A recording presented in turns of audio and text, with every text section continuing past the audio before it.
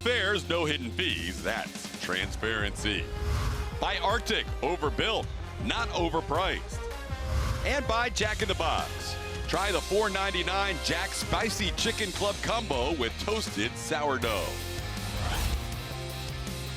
Welcome back to Globe Life Park in Arlington, Texas. A little rain shower slowed up the start of this game, a rain delay. That'll be roughly about 30 minutes, but we're ready for baseball. Skies have cleared. And when we take you through the timeline of this Lone Star Series since the Astros joined the AL West, in the very beginning, the news wasn't so good for the Astros. The Rangers were 20-3 in the first 23 games, almost outscoring the Astros 2-1. But then it turned around. The Astros won the 2014 Silver Boot, winning 10 of the next 12 games. And then the Rangers took control again. Back-to-back AL West champs. They went 31-10 in 2015 and 16, and then the Astros turned things around. Last year, World Series champions, division winners, 18-11 in the regular season against the Texas Rangers. With more on the Lone Star Series and the players' reactions to playing the Rangers, here's Julia Morales. Hey, thank you so much, TK. Yeah, let's talk more about this Silver Boot, because if they win all four this weekend, it is theirs for the taking. And like you were saying, the Texas Rangers had it in their possession for so many of the last 17 years, 12 in fact. And this series actually became really fun to watch here in the last couple of years. And it may be more fun and silly to talk about a Silver Boot, but in all reality, this Astros team knew coming into really 2015 that if they wanted to take a division, they were going to have to come through Texas. They were the team that had the division titles back then, but we really saw a shift in the way the Astros were playing, not just the Texas Rangers in general, but at this ballpark. They had played some really tough ball games here, lost some really tough games. The guys who were on this team since 2013 certainly remember some of those games, some of those series. You're looking at just the flip in the numbers from 2013 to 2016, and then since, of course, a really talented team we saw in 2017. But like I said, guys, it began with them just wanting to take the division. They wanted to take it from the Texas Rangers, and so we saw that competitive level really change. And for George Springer and some of these other guys who I talked to about this, they take a lot of pride in playing at this ballpark, playing well at this ballpark. They are so glad to put the past in the past, but now that division title is going to come through Houston, and that's what it's all about. But also, the team has changed over the last couple of years, guys, and it did certainly in 2017, some new faces who don't really remember the rough times against the Texas Rangers. They had a clean slate coming in, and that's really helped with their success. Yeah, that's a good thing. If it was a dangerous past, it's better not to remember it, as the Astros have it, and they really took it to the Rangers last year. They're off to a 6-4 start this year, and here's how Jose Altuve and the rest of the Astros starting lineup looks like tonight, presented by Southwest Airlines. George Springer will lead things off against the Rangers, followed by Alex Bregman. Altuve will hit third. No Carlos Correa in the lineup tonight. A little bit of a strain on his side. More on that as the game progresses. Yuli Gurriel, Evan Gattis, the 4-5 hitters. Marwin Gonzalez plays shortstop tonight. Max Stassi behind the plate, batting seventh. Tony Kemp gets the start against the lefty. He's in left field. And Jake Marisnick in center, batting ninth. Cole Hamels going for the Texas Rangers, another left-handed pitchers that these Astros are going to go up against, and the Astros have been pretty good against left-handed pitching. The record isn't very good for Cole Hamels, 3-5 in 72 innings. He struck out 74. He has 3 starts and been very good against these Houston Astros. He is 1-1 with that 2.55, but in 6 home starts, he is 1-4 with a 4.66. Every time the Astros have played the Rangers this year, Cole Hamels has pitched in that series, and he starts off George Springer with a strike. Astros starting the day 1 game behind the Seattle Mariners in the American League West.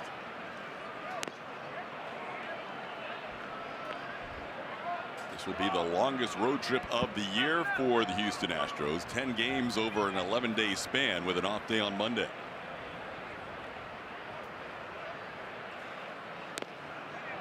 One pitch misses inside. It's 2-1. Can't believe Springer hasn't gone deep off Cole yet. Well, there's a history. Already 2 leadoff home runs against Hamels this year. Cole finally was able to not allow a home run the last time they met. But he's behind 3-1. George started this season like last year, hitting a home run as the first Astros batter of the season. This year came here in Arlington against Hamels. Oh, tried to go deep there. Might have another opportunity. It's interesting to see Cole Hamels get up to 94 when he needs to. Averaging on the season 91 miles an hour on that fastball. Hamels has kind of changed his style and striking out some guys this year. Now that one's low, ball 4. So his frustration against Springer continues as George will lead off base runner to start this game, to start this series. Rangers starting defense is presented by Xfinity. New name in center field tonight. It's a name we've seen elsewhere, but not in center. Joey Gallo, his second career start in center field. Shin-Soo Choo gets a start in left, and Nomar Mazara in right. Isaiah Kiner-Falefa and Jurickson Profar the left side of the infield. Rougned Odor and Ronald Guzman the right side. Carlos Perez gets his first start behind the dish with Cole Hamels on the mound. Hamels' first dozen starts were all with Robinson Chirinos as Alex Bregman takes a strike.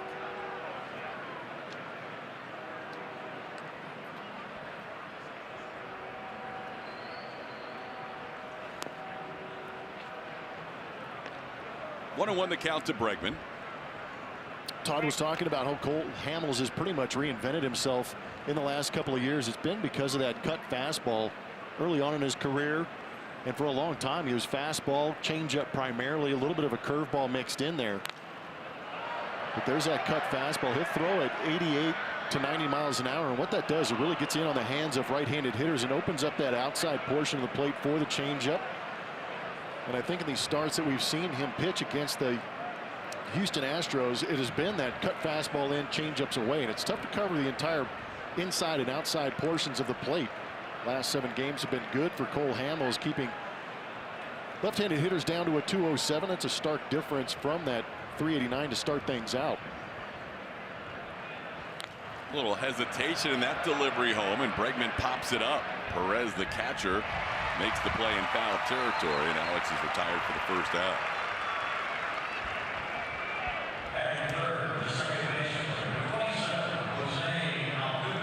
So 1 out, Springer on first base, and that'll bring up Jose Altuve. Altuve brings some serious road credentials to the plate to start this longest road trip of the year.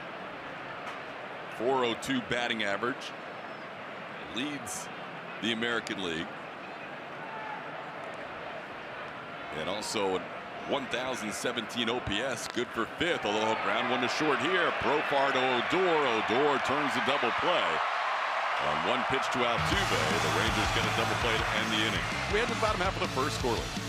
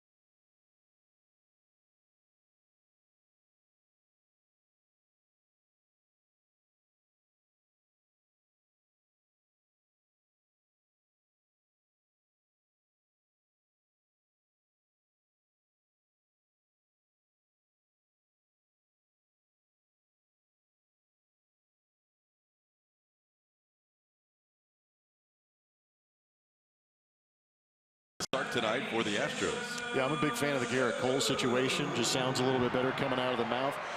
6-1 record for Garrett Cole. 12 starts this season. That whip is amazing. Well under 1 at a .83.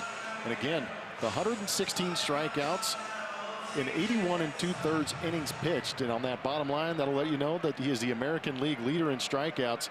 Those are all the standards, but all the peripherals on Garrett Cole say that he is having a tremendous start to this season. Facing a team he's had a lot of success against, the Texas Rangers. He'll face Shin-Soo Choo to lead things off, followed by Jurickson Profar, Nomar Mazar, the first three. Adrian Beltre DHs tonight. Joey Gallo in center field, Isaiah Kiner-Falefa, Rougned Odor, Ronald Guzman, and Carlos Perez round out the lineup for Jeff Bannister.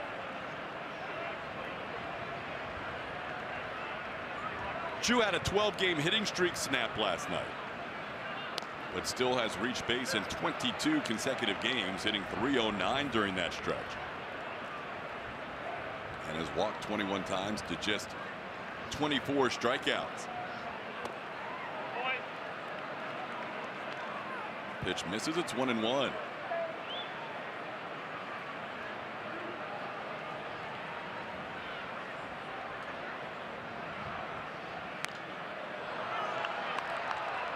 Cole makes his 13th start of the season for the Astros.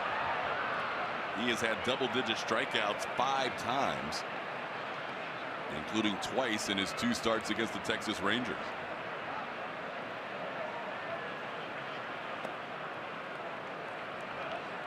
Down, it's 2-2.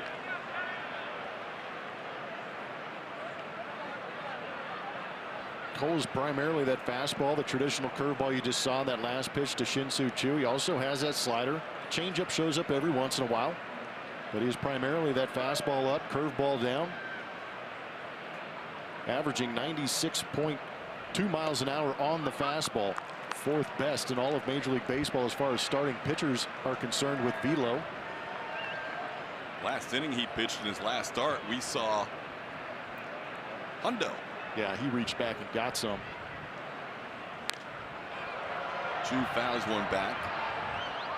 Choo could be a menace at the plate. He can give you a long at bat to start the game. A little different than the leadoff hitter we saw for the Mariners, D. Gordon. One of the fewest pitches per plate appearance you'll see for a leadoff hitter, not just this year, but for any year. Choo quite the opposite. He'll battle.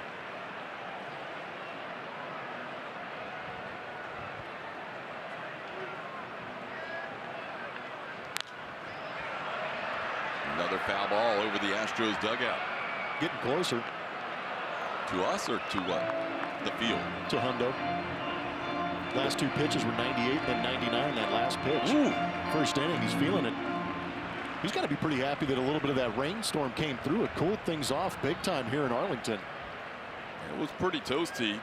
No batting practice for the Rangers, just optional for the Astros today, as Cole misses up to Choo, who draws another walk. 77 degrees at game time. It was in the low 90s during batting practice. Here's Jurickson Profar. Last time we saw the Rangers was following the injuries to both their middle infielders. Odor is back now. It was back towards that Astro series, but Elvis Andrus still out. And we said it would be an opportunity for Jurickson Profar to see what he can do playing every day. Last night he had a big game, 3 for 4 with a couple of home runs, and he grounds a single past Altuve into right field. That'll send Choo to third base, and the Rangers have runners on the corners to start this game. Well, after a walk to Shin-Soo Choo, after a pretty good at bat, Jurickson Profar is not wasting any time. M.D. Anderson shows you the curveball coming in at 83 miles an hour, also being left right out over the middle part of the plate. Beats that shift, hitting it in between Marwin Gonzalez and Jose Altuve.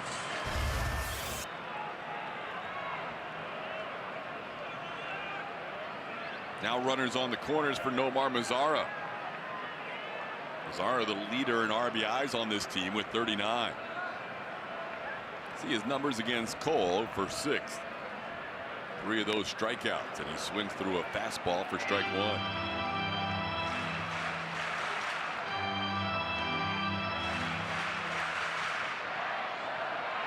Cole making his 3rd start of the year against the Rangers. He also pitched against them 5 years ago as a member of the Pirates in 2013. All 3 of his starts against Texas, he's gone exactly 7 innings.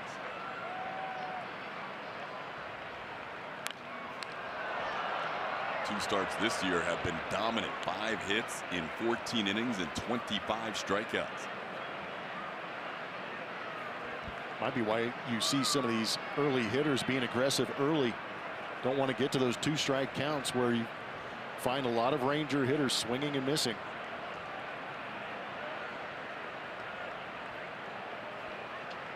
He's ahead of Mazzara.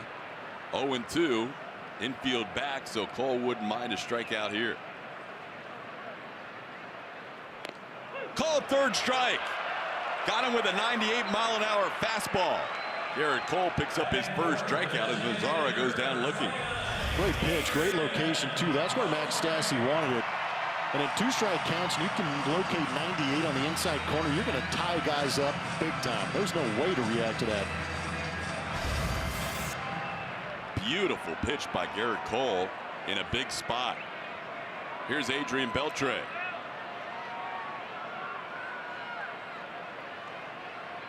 Beltre has not struck out much against Cole, but he is 0 for 8. Astros looking for 2 with the infield back.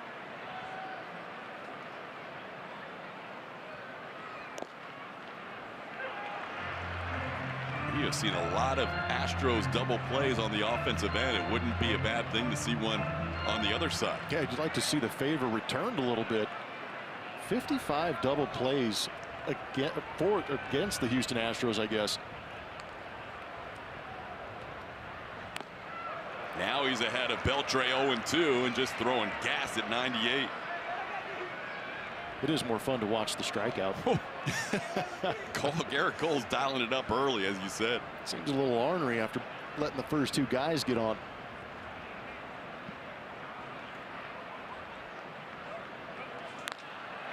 Into center field, fairly shallow, coming on Jake, still coming, diving attempt, and he can't get there. A little blue pit scores a run. Rangers lead at 1-0 on the RBI by Beltre, his 15th of the year, and number 1657 of his incredible career.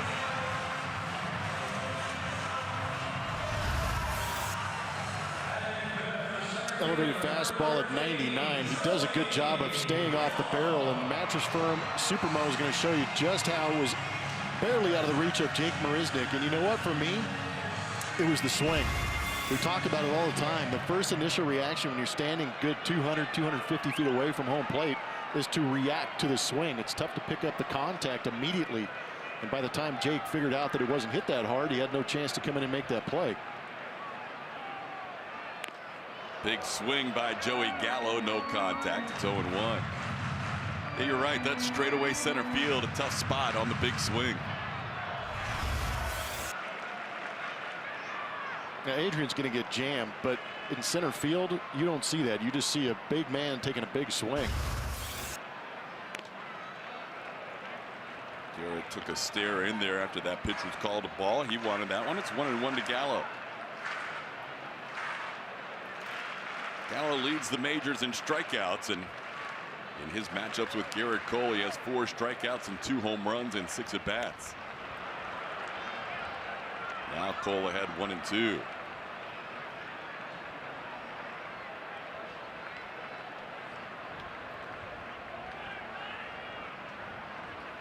Cole was able to strike out Nomar Mazzara, then got ahead of Beltre 0-2, but a little pop single into center field has scored the Rangers' first run.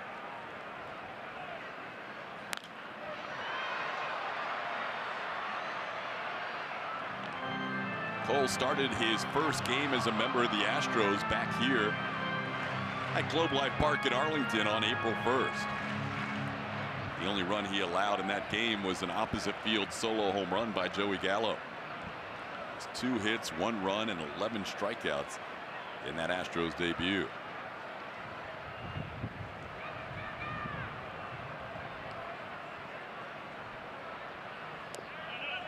Doesn't get a chase there.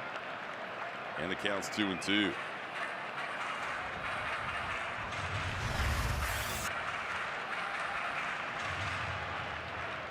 Pretty good amount of pitches in the vicinity of the strike zone.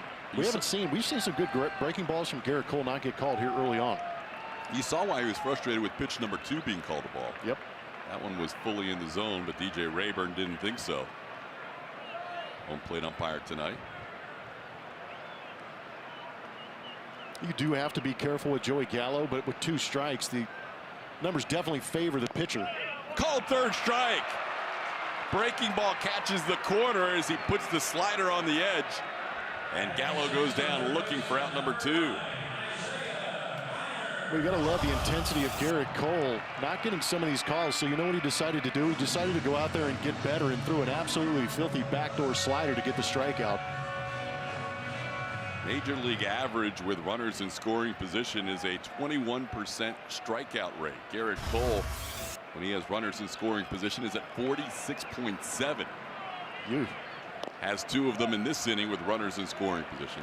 Overall, his K rate is 36.7. That ramps up 10 percentage points when he gets a runner to second or third. Now just trying to get out of the inning, facing Isaiah Kiner-Falefa, and gets a strike on the edge. It's 1-1. Kiner-Falefa has made the most of his opportunity. Called up during those injuries to the middle infielders, and now he's playing third base tonight with Beltre DHing. He's down in the count to Cole, 1-2.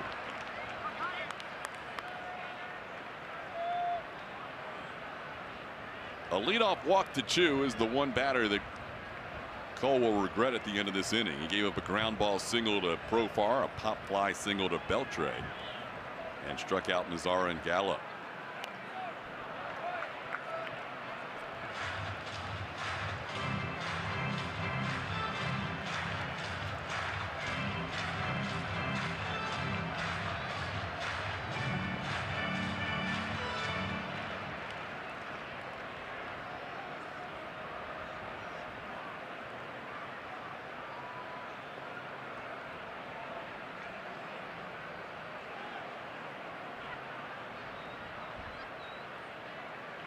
Swing and a miss at the high fastball, 99 to end the first inning. Garrett Cole allows a couple of hits and a run, and the Astros trail 1-0.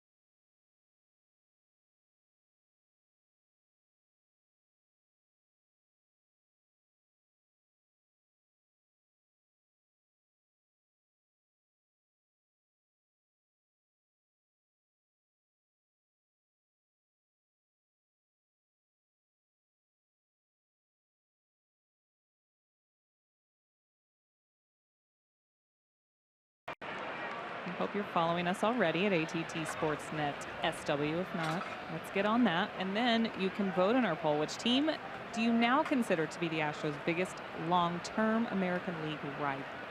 So is it the Boston Red Sox or the New York Yankees, or is it the Texas Rangers? Vote. We'll let you know who wins later in the broadcast. TK? All right, Julia, second inning. Astros down 1-0. Yuli Gurriel will lead things off against Cole Hamels. Takes a strike. Yuli starts the night with a 12-game hitting streak. That's his career best, and also with Shin-Soo Choo having his 12-gamer stop last night, now the longest active streak in the major leagues. Yuli has had his issues with Cole Hamels. He's just 1 for 11 against this Rangers left-hander. And I believe it's a changeup. Yuli has a tough time with that pitch. Inside is 2-2. Yuli batting in the cleanup spot tonight. Carlos Correa on the mend after leaving the game last night against the Mariners. As Yuli pops one into shallow right, back goes Odor, and he makes the play for the first out.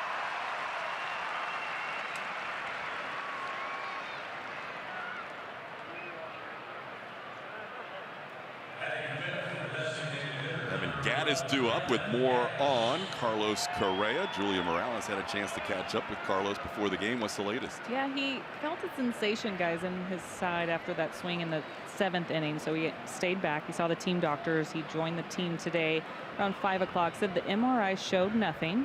And getting some great news from the doctor, Correa said. He said just be something a couple of days can fix. He'd love to be in there tonight. Going to take today off and test it out tomorrow. But great news is great news, TK. Hanging out with his boys from the HEB commercial right there. George Springer and Jose Altuve.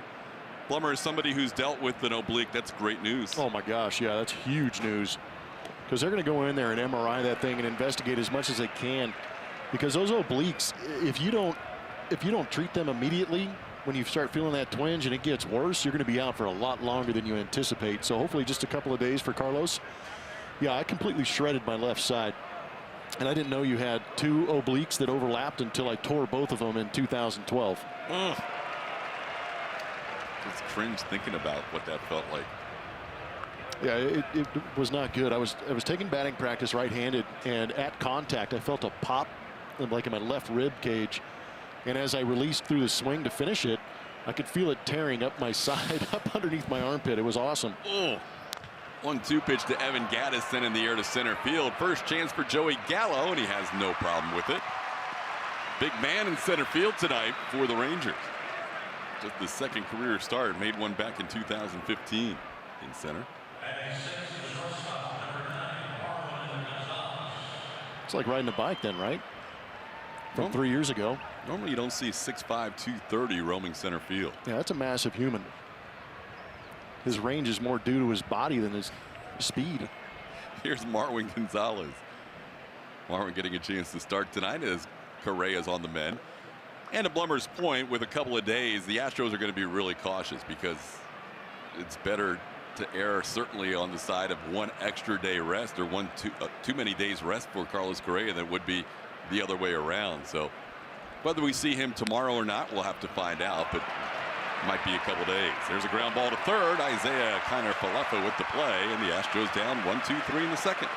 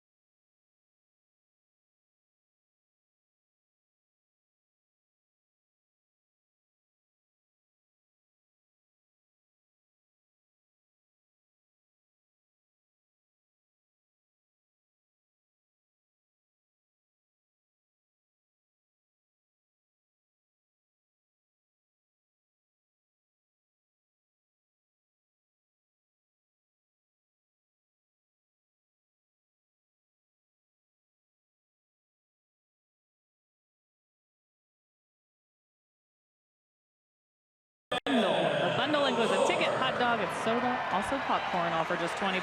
Visit Astros.com/ballpark bundle for tickets and info. TK. All right, Julia, bottom half of the second inning, Garrett Cole needed 26 pitches to get through the first. He's already thrown more pitches than Cole Hamels, who was through 2 innings with 22 pitches. He'll face the bottom third of the Rangers lineup, Rougned Odor, Ronald Guzman, and Carlos Perez. Starts him off with a breaking ball, and Cole with a little extra look in there. He does not feel like he's getting the edges tonight from DJ Rayburn. Well, he's definitely not getting the curveball called. Saw a couple of that first inning, even though he had 3 punch outs, he's still didn't get any of those curveballs really down in the zone. Second pitch is popped high in the air. Marwin and Altuve converge. It'll be Altuve as they play a little bit like the Rangers do with Beltre and Andrews here. Or Marwin was there just in case. But when Altuve's on the field. Yep, Kelly Leak. His ball. Correa doesn't even approach the pop-ups. Marwin's getting a chance to play shortstop tonight, and he said, you know what? It's all mine. Yeah, Marwin doesn't have a chance to mess with Altuve all that much because he's spent a lot of time in left field. Yeah. So encroaching on his space, which could be anything on the right side of the field. Here's Ronald Guzman taking a pitch outside for ball 1. Guzman made his big league debut against the Astros on April 13th. Had a nice series at Minute Maid Park, including his first big league home run in game 2 on the 14th. The 13th was also the last time Garrett Cole matched up with Cole Hamels. That was a game the Astros won 3-2. There's a good breaking ball for a called strike. It's 1-2 on Guzman. Got it out of that blind spot.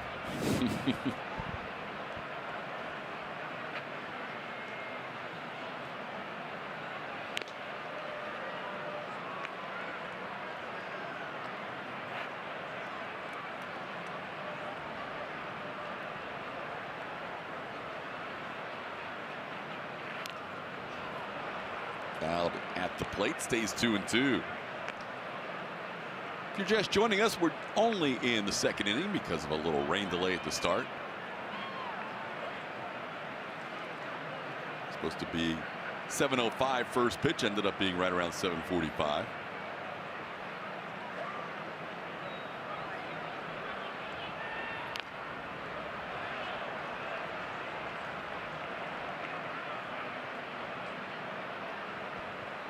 Guzman just starting to find his power here at the big league level. He's a big guy, but didn't hit a whole lot of home runs at the minor league level, but has 7 this year since the call-up.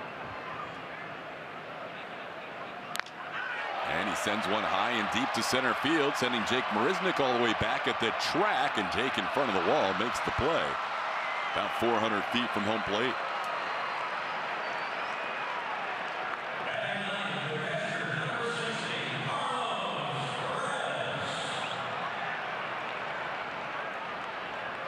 So a pop-up and a deep fly ball, and now Garrett Cole will face Carlos Perez. Cole knows he got away with one. See him behind the mound when he got the baseball back. He kind of gripped that curveball grip and told himself, get extended with that, finish that pitch. Here's a high pop fly into right field. George is surveying the stands, and it will drift into the stands. George looks up and knows that that wind may have helped blow that just beyond his reach. Hard to tell where the wind's blowing all the time. It's not necessarily where the flags blow here at Globe Life Park. Yeah, we were noticing when we had a chance before the game, the wind flags up at the top of the stadium blowing straight in to home plate. Yet on the field, we saw the national anthem singers. It looked like the wind was, they were facing the stands, and it looked like as if it was blowing into their face. Not quite to the extent that Candlestick would play, but still a little concerning when that ball gets up in the air for these fielders. Cole ahead of Perez, 0-2. Garrett with 3 strikeouts in the first inning, and he'll have none in this inning as Jake Marisnick goes deep again to center field, this time in front of the warning track, makes the play for the final out.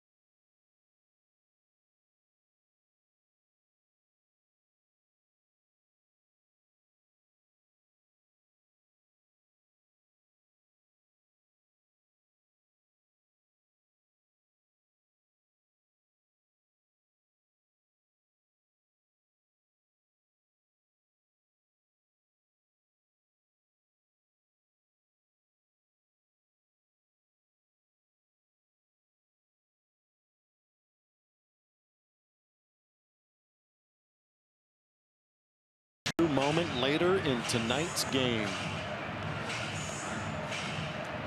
Third inning baseball. Astros trailing the Rangers in the first of this 4-game series, 1-0. Cole Hamels, who last pitched one-hit baseball against Houston at Minute Maid Park in his last start against the Astros on May the 11th. Off to a quick start tonight at a leadoff walk to George Springer. That was erased on a double play off the bat of Altuve, and he has retired everybody else. Now facing the bottom third of the order. Max Stassi for a while there had numbers that were off the charts, over 500 against left-hand pitching. That's come down a little bit, but still overall in the year a solid 400 against lefties. And he's got a 2-0 count against Cole Hamels. Hamels 13 start overall, 4 of those 13 against the Astros. Pulled the string on Stassi. It's 2-1.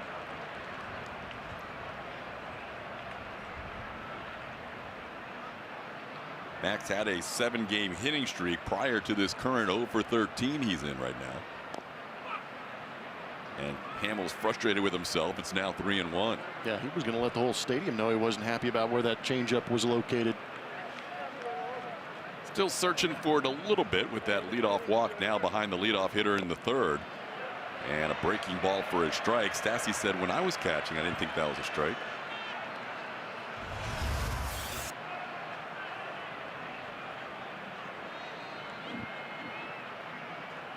Garrett Cole's had a couple in that range that were not called strikes. Max stays alive at 3-2. It's heavy on the off speed. Even in those hitters counts. That's a guy who's been out on that mound for a very long time, throwing some very good secondary pitches.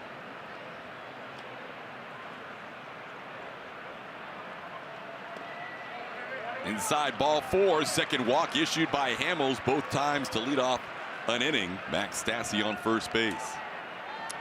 The Shutterbox spotlight is going to fall on Tony Kemp. 3 hits last night is the 3rd time in his career. He's done it twice against these Texas Rangers. But Tony Kemp has done a very good job since his recall. And again, the mentality and the ability for him to go out there and be an important part of this bottom part of the lineup. Talking to Steve Sparks on the bus coming over, talking about how he's been important down here. And man, oh man. Another double play. Kemp hits one right to Ronald Guzman, who starts the 3-6-3 double play. The Astros hitting into 2 so far in the first 3 innings. They hit into 5 in the series against the Mariners in 2 games. And that is now 56 double plays they've hit into. They have sole possession of 3rd place in the major leagues. The only way you're going to be able to turn a double play on Tony Kemp is to hit it to the corners. And he did, and Guzman and Profar made a great turn out of it to erase a couple of runners. Unbelievable. They are moving up with a bullet in that category. Yeah, the only person happy about all these double plays that the Astros are hitting is Rob Manfred. Speeds up the pace of the game when you're making 2 outs with 1 swing. Good news is the Astros are getting base runners on. The bad news is they're not sticking around. I'm not sure if you like that that glass half full or not, Todd. Seattle series 5th, 6th, and 7th inning in the game on Tuesday. 5th and 6th inning last night. And so far today, 1st and 3rd inning. Jake bats with a count of 2-1. Last time Jake was in town, he made 2 starts and hit a home run in each of them. See if being back in Arlington will get that swing going. Jake's hit a little bit better lately. 222 his last 10 games, but overall coming in at 161.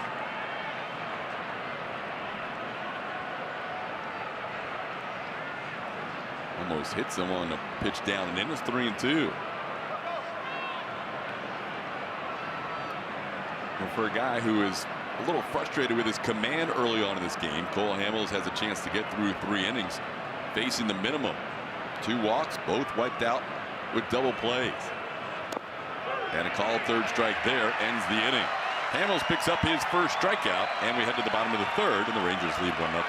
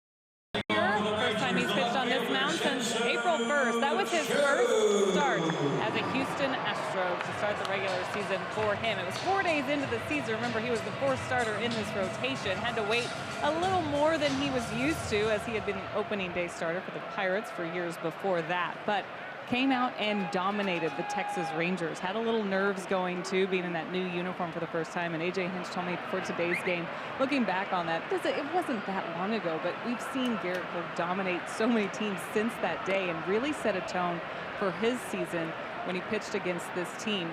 Fastball was working for him then, but the breaking ball was so good that day. And like AJ said, first impression when it comes to that, it was a great one.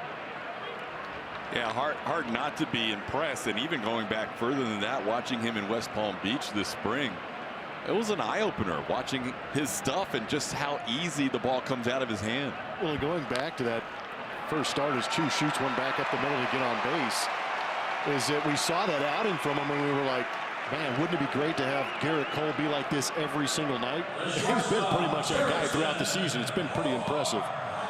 After that base hit by Chu, Cole just stared off into the distance for a solid 8 to 10 seconds. I think he is pretty frustrated right now with what's happened. Yeah, I think he is too. He's not happy with some of the command in the zone. He's a guy who pitches in the zone frequently, but I think at the same time he makes quality pitches in the zone, and we haven't seen that here on some of these hits and some of the swings these guys are taking against him.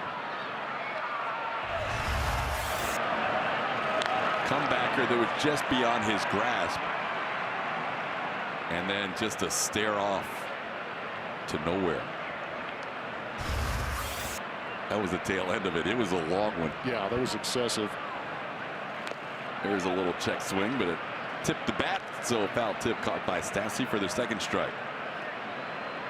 Well, focus Garrett Cole is usually what we see, and tonight he may be a little more amped up than usual. We've seen 98, 99 on occasion. Sometimes we don't see those velocities until the last inning of his outing. Normally he's around 96. There's a pop-up on the infield. Alex Bregman moves over towards the line.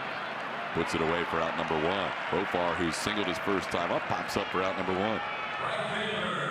Strikeout percentages. Max Scherzer is a guy that we hear talked about a lot when he's getting swings and misses. Garrett Cole up there. Todd mentioned that number earlier, 38%. 4% ahead of the next closest guy in Chris Sale in Texas. They now have 618 strikeouts. That was coming into today, so these guys are susceptible to the swing and miss. And we talked about the two previous starts that Garrett Cole had, 25 total strikeouts. So he had one game of 11 strikeouts, another game of 14. First pitch to Mazzara misses outside for a ball. It's 1-0. 14 remained his career high for about 3 weeks. Then he pitched against the Diamondbacks in his first start of May and struck out 16 at Chase Field.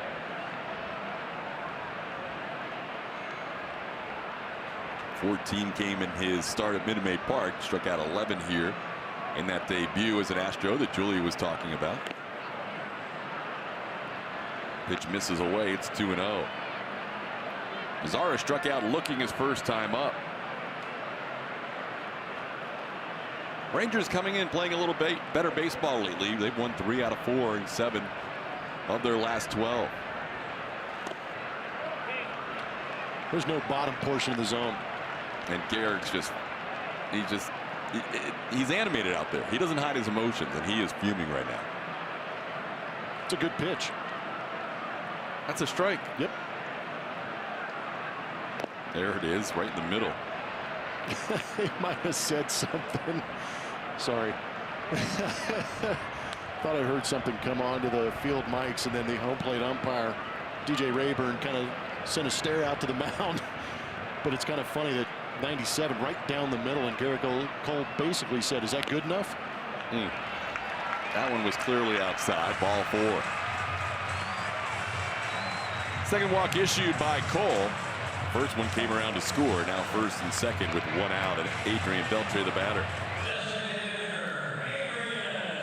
Beltre got down to the count his first time up 0-2, and then popped the ball into center field. It was placed perfectly. Fell in front of a diving Jake Marisnick for an RBI base hit.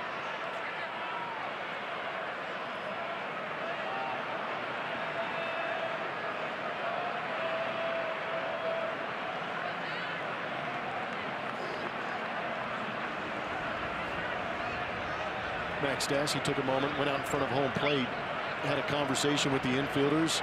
With runners at first and second, there might be an opportunity to throw behind or to throw to third base on the steal if there is a double steal attempt, and he's giving signs to let those guys know where he was throwing the baseball. Good communication. Just some of the behind-the-scenes stuff that goes on when you have multiple race runners out there.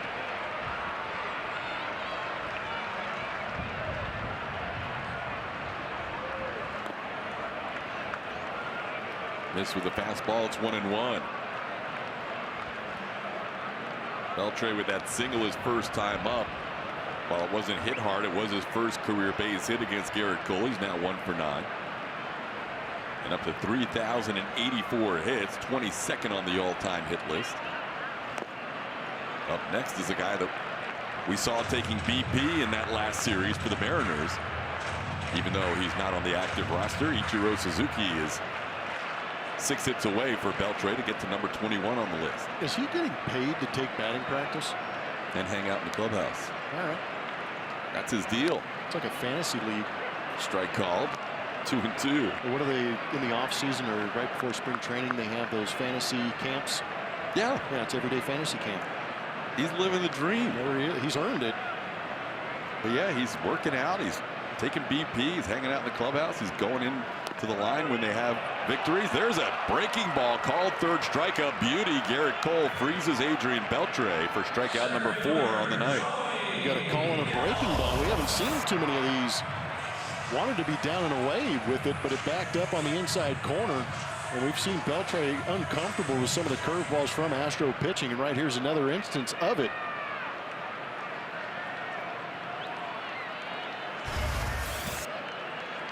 That was one. If Cole didn't get that call, it would have been a very tough. Colin McHugh would have had to have gotten loose real quick.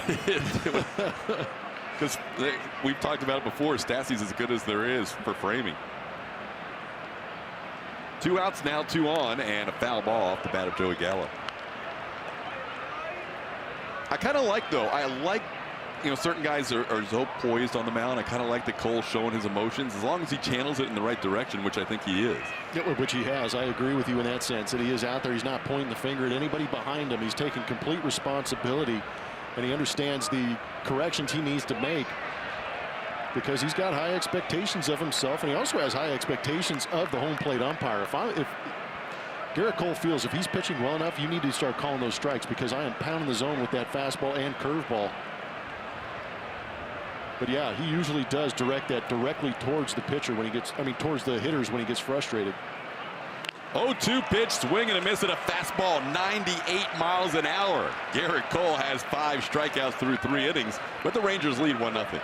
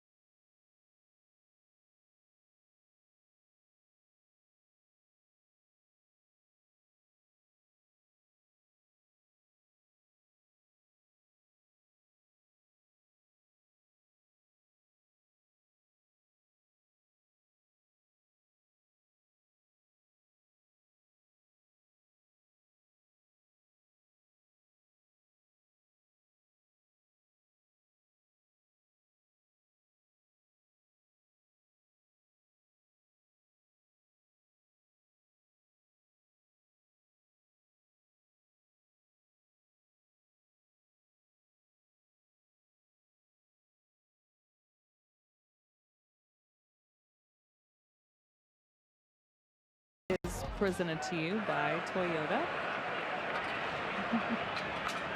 But I'm going to wait on that. This is the big tease of the show, TK. So we're going to get back to it in just a second. So I'll give it to you. It's a good one, though. I can't wait. I'm on the edge of my seat. You should be. Fourth inning. Astros are getting out and playing against Cole Hamels. Second time through the lineup. Hamels only needed 36 pitches to get through the lineup the first time. Drops one down low for a ball. It's 1-1. Of those 36 pitches, 20 strikes, 16 balls. He has not been throwing a high percentage of strikes yet. He's been able to get a couple of double play ground balls. He's faced the minimum through 3. And the Astros don't have a whole lot of hard contact against them. This is a fly ball towards right. Lazara comes in for the first out. And Springer, after a walk his first time up, flies out to right field for out number 1.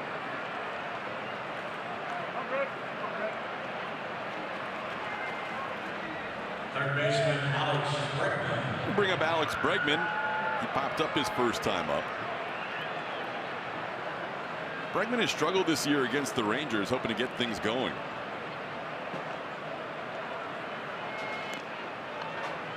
Pitch misses outside for a ball. It's 1-0. Alex batting under 200 against the Rangers this season.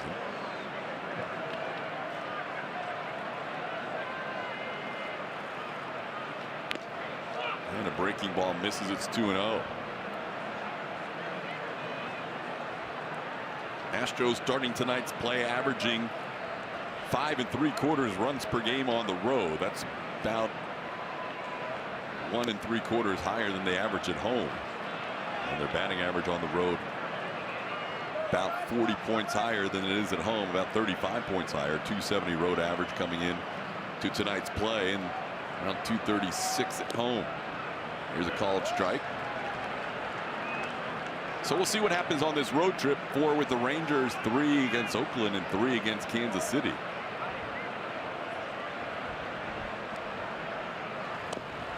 Swing and a miss on the 3-1 changeup by Hamels, and that's what makes him so good. He will throw that pitch in any count.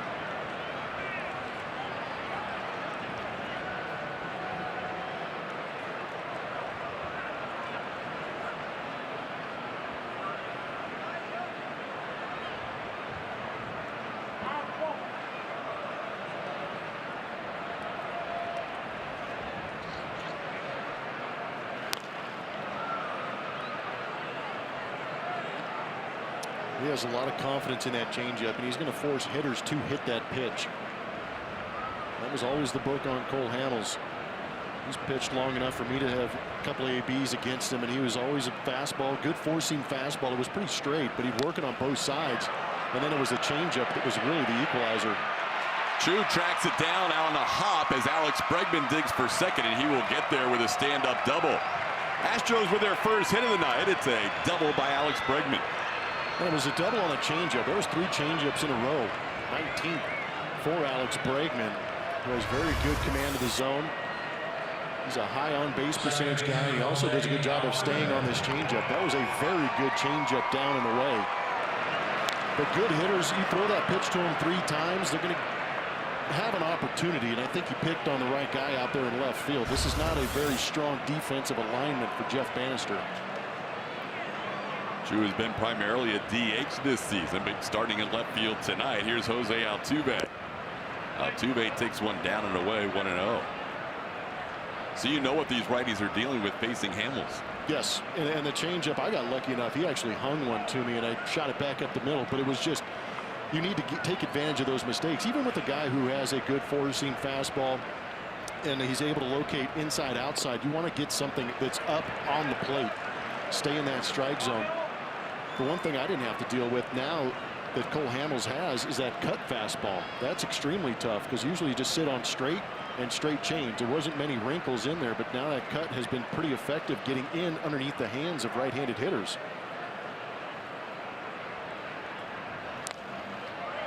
Altuve pops one foul. Jose grounded into a double play on one pitch his first time up.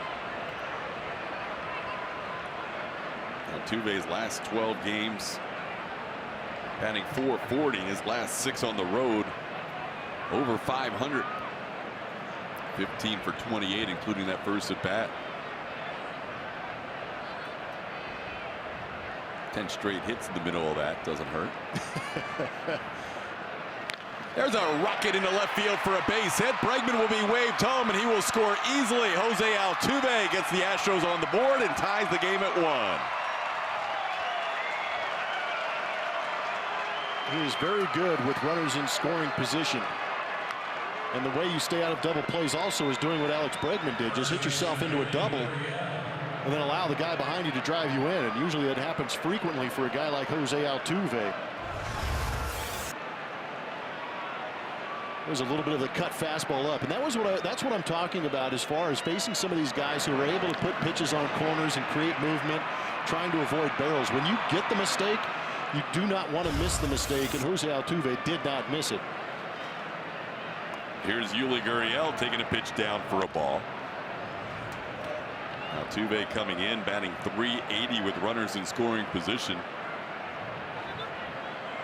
Had the go-ahead RBI last night on a base hit. And now ties the game up here in the 4th. Yuli sends one into center field. Gallo is there. Yuli retired for out number 2. The Astros Foundation invites you to join the volunteer corps and give back to the Houston community. Volunteer for game day opportunities at the ballpark, craft parties at local hospitals, and much more. For more information, visit astros.com/volunteer. Mentioned George Springer has hit 3 home runs in his career against Cole Hamels. 3 of his 4 hits against Cole have been home runs. Evan Gattis also has 3 career home runs against Hamels. And Evan is on a good run lately with 5 home runs in his last 10 games.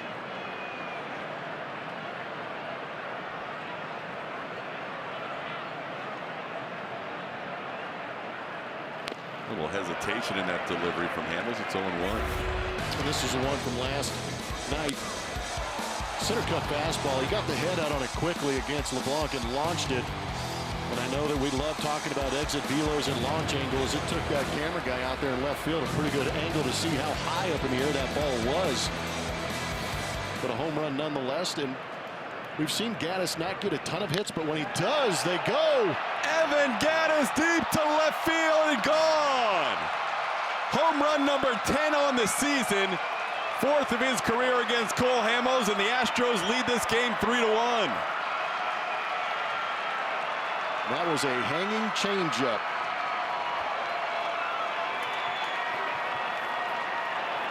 Astros did not have a hit coming into this inning. And now 3 hits and 3 runs. This ball gets pummeled. Perez sitting up outside. Changeup yanked back over the middle part of the plate. And nothing to do but crush. Stand up on him.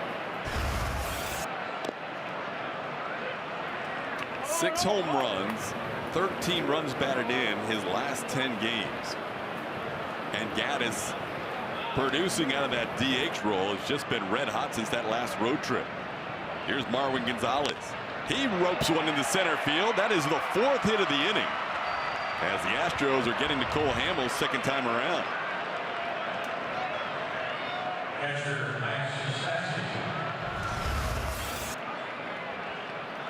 Gattis knows this place pretty well. Grown up here. Had a couple of odd jobs here also. Now he's doing a job against Cole Hamels. And the sweatshirt's back on. Yeah, hey, got to keep the core temperature up. You got a story on this. You investigated. I told the fans I would ask him. So I asked him before the game. Foul ball back. And I said, you're not going to wear the hoodie here in Arlington, right? And at that point, it was in the low 90s. So we'll give him that. It's 77 game time, so it changed since I asked him. He's like, no, it's the one stadium. It's too hot. Probably won't wear the hoodie. But he said because he knew he was DHing a lot, he was talking to Craig Biggio in spring training, and Bidge said, I didn't DH a whole lot, but when I did, I always put a sweatshirt on in between at bats just to keep the core warm, stay loose. Gattis said, that makes sense. He may continue to do it. And it's unique today because the rainstorm came in, so it got a little moist. Now it's a little bit cooler. Can throw the sweatshirt on. It's going to be different. If he's playing in that day game over the weekend, and a couple of day games up there in Kansas City, man, maybe cut the sleeves off the sweatshirt. Does that count? He took Bijan's advice, and now it's kind of a staple for Gaddis. We've noticed it on the broadcast. Some fans were asking us on Twitter. So there you go. Advice from a Hall of Famer. Good work from you, too, by the way. 1-2 pitch to Stassi, grounded towards third. Nice short hop by Kiner Falefa as he makes the play. But a 3-run inning for the Astros, and Houston leads for the first time 3-1.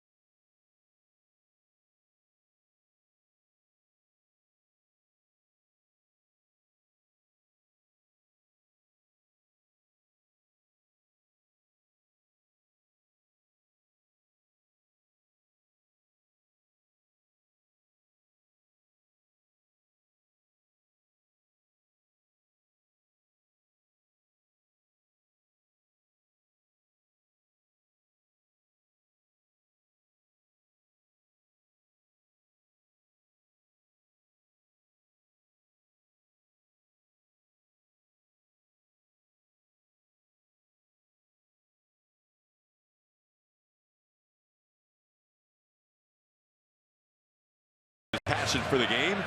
The Express gets a spot on the Houston Sports Walk of Fame, and you'll meet the Astros first-round draft pick. All that and more on Astros Bases Loaded Friday at 6 before the pregame show, only on AT&T Sportsnet. You get a little beer on that Astros Bases Loaded show. Seth Beer, the first-round pick out of Clemson. As we head to the bottom half of the fourth inning, Isaiah Kiner Falefa will lead off against Garrett Cole, who has thrown 57 pitches through 3, 40 of them for strikes. I know the 17 that have missed, many are just barely off the edge. As you watch Cole work with a lead for the first time from center field, you can see how good his control has been. Where Max Stassi sets up and where he throws the pitch has been pretty much on point all night. 0-2 to Falefa. He's yanked a couple of fastballs, but for the most part, he has really looked good with his command. I think that's why he was frustrated with a couple of those early base hits and runners, because he feels like he probably shouldn't have walked Chu, and second time up, he felt like he should have retired Chu on that comebacker that he just outside of his reach. Yeah, you really feel when Garrett Cole is out there with the stuff that he has this season that he expects to basically get everybody out. At least that's the mentality. If he's on and able to spot his pitches, but we have seen some yank to that glove side. And when I say glove side, if the pitcher is standing on the mound facing the catcher, that glove side will be on the outside corner to a right-handed hitter or inside to a left-handed hitter. Arm side is inside to a right-handed hitter, away from the left-handed hitter. But sometimes those guys will yank pitches to the glove side, trying to be a little aggressive. On that breaking ball, but gets away with it. A sharp ground ball to Marwin Gonzalez for out number 1. Our Best in Texas Power Pitcher is brought to you by your local Ford dealers. Best in the zone also whiffs this season. There are a couple at the bottom part of the zone, and again, that's a perfect square, I think, and we need to stretch that out, turn it into a rectangle as far as the graphic is concerned. But that is a lot of pitches in the zone, and these are whiffs on these pitches. Those orange dots up in the zone are typically fastballs, setting up that breaking ball down off the edge of the plate, down and away to right-handed hitters. So a great mix from Garrett Cole, aggressive in the zone with the fastball and the curveball. We've got a good example. Pitches up in the zone, and that's that elevated fastball. That is in the strike zone. Technically, it can be called if you get the right umpire back there calling the top portion of the zone. It's not extremely elevated up out of the zone for effect. He's actually pitching to try and get a strikeout. He has let that four-seam eat this year. I think that's been one of the big weapons for him, is the percentage of four-seamers versus two-seamers. It used to be the two-seamer would be a lot more in the mix, but he has almost shelved that in terms of his fastball usage, and almost exclusively four-seam fastball now. And again, that two-seam fastball is a pitch that will run. It has a tendency to sink or run to that arm side. Here's a pop-up. Who do you think is going to catch this? If you're asking for odds, it's going to be that guy. Springer ran all the way in. He said, I got it, I got it, I got it. He said, do you hear me? I said I've got it. And Altuve says, I get all pop-ups. And he's just mad mugging him too. So don't mess with me. That guy is beautiful. It's almost like he can hear us. Springer's like, I know. Yep, get away. I got this. 2 away. Here's Ronald Guzman. As much fun as we have with it, I would imagine they're having just as much on the field, knowing that anytime the ball is up in the air, Jose Altuve is going to be near it. Yeah, no, I mean, normally you defer to an outfielder coming in. It's a little easier play than a second baseman going back. But not when it's Altuve. Altuve catches all pop-ups he can get to. Now it counts 1-1. The last year, four-seam fastball used 43% of the time. This year that's up to 50%. Meanwhile, the two-seamer that you talked about has a little run away from left-hand hitters, down to less than 5% of his pitches. Well, in the two-seam run, usually you take a little bit of velocity off it because you're trying to create movement. You're trying to increase movement, whereas the fastball that you're talking about with the four-seam fastball, he's trying to overwhelm guys. And I'm not sure if he even knew how well he could overwhelm people by throwing 96, 97 so consistently into the zone. Saw him yank one again there a little bit to the glove side, and that's been his miss when he has missed. And he's been messing around with the mound a lot too. I don't think he's entirely comfortable with that landing area. 3-1 count now on Guzman, and he misses down and away. So Cole's now walked 3 batters tonight. And he walks Guzman here with 2 outs. He's going to go have a little conversation with himself, getting 2 outs quickly and then walking. It's not ideal.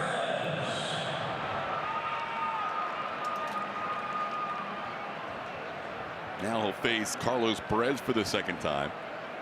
Perez, the number 9 hitter, started the year with the Angels in spring training.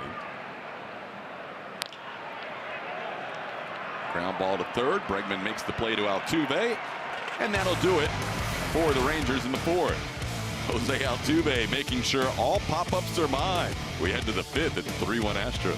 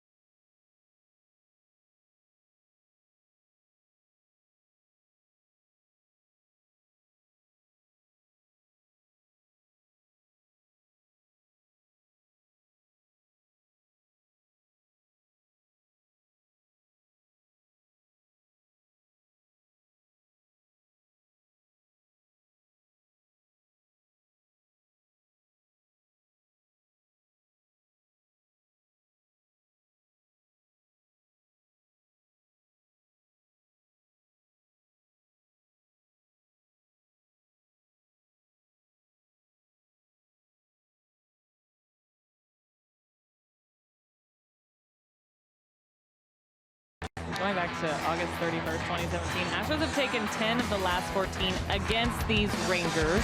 And leading the way would be the guys at the top of the order. You're looking at them.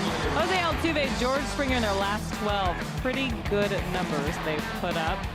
8 homers between those two, driving in 21. Wrecking havoc, doesn't matter where they are either. But I talked earlier in the broadcast, guys, about the way things have changed when it comes to this particular series and the Astros versus the Rangers and how the Rangers dominated for so many years. And that changed, and those two had a big part in that. Certainly did.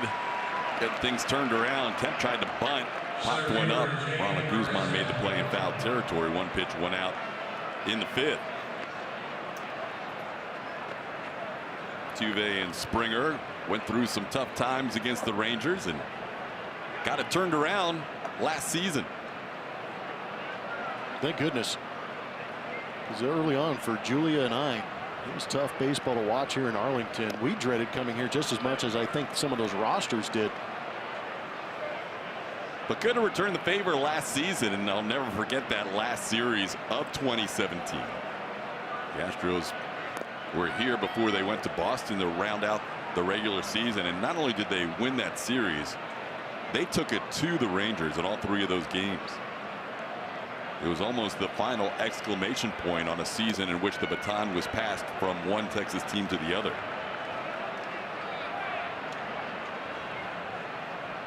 But they've got the ultimate bragging right. Yep.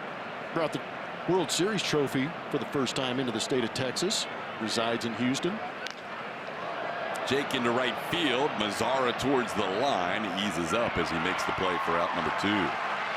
Astros won those 3 games here. Games 156, 7, and 8. 11-2, 14-3, and 12-2. League leaders presented by Houston Methodist. Astros since last season have been very good away from Minute Maid Park. They've been good away from Minute Maid Park, and they've also been good in the West. Things are a little bit different this season with these teams stepping up and playing extremely good baseball. Springer hit it hard, but hit it right at Kiner Falefa. And Cole Hamels, after allowing 3 runs last inning, comes back with a 1-2-3 5th. Halfway home here at Globe Life Park, but the Astros up 3-1.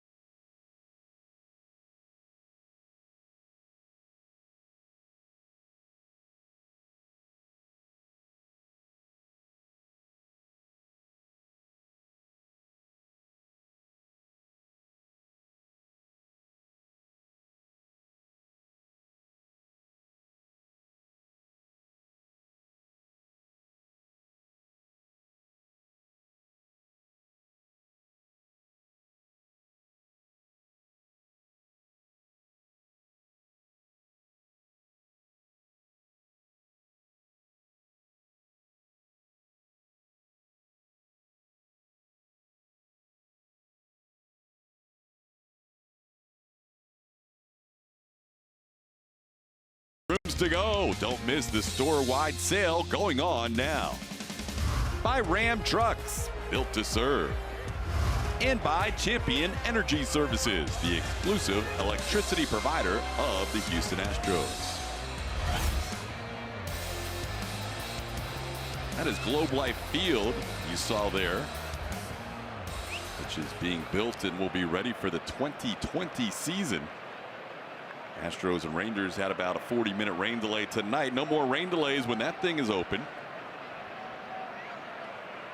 As Garrett Cole faces the top of the lineup for the third time. Shin-Soo Choo leads off and takes a pitch inside for a ball, 1-0.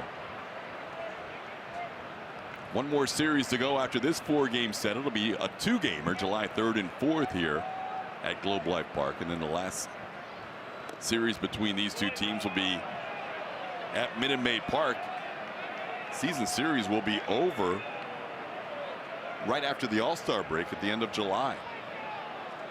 It's incredible.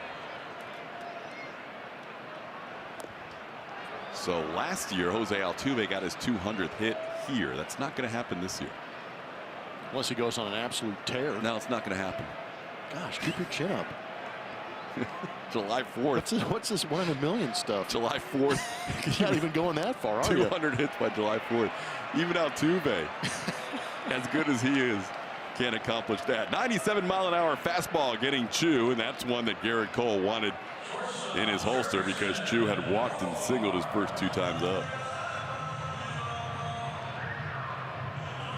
That is 6 strikeouts for Garrett Cole, and with that strikeout, he is now passed for the most strikeouts since the All-Star break, the Rocket Roger Clemens, who had the most strikeouts since 2004 leading into the All-Star break at 121.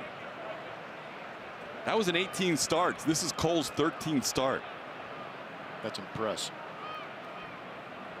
So he's doing things that have not happened in the last 15 seasons before the All-Star break, and we still have more than a month to go before they play at Nationals Park in Washington, D.C. for the All-Star game. It's almost as if he's trying to impress upon the All-Star manager. Ground ball foul. I think he already has. Julie gave a little report on that earlier. I think AJ is going to have an interesting choice. Obviously, there are other candidates, but 2 of the lead candidates, and before Charlie Morton's last start, you could have said 3 of the lead candidates, all reside in AJ Hinch's rotation for the AL starter of the All-Star game.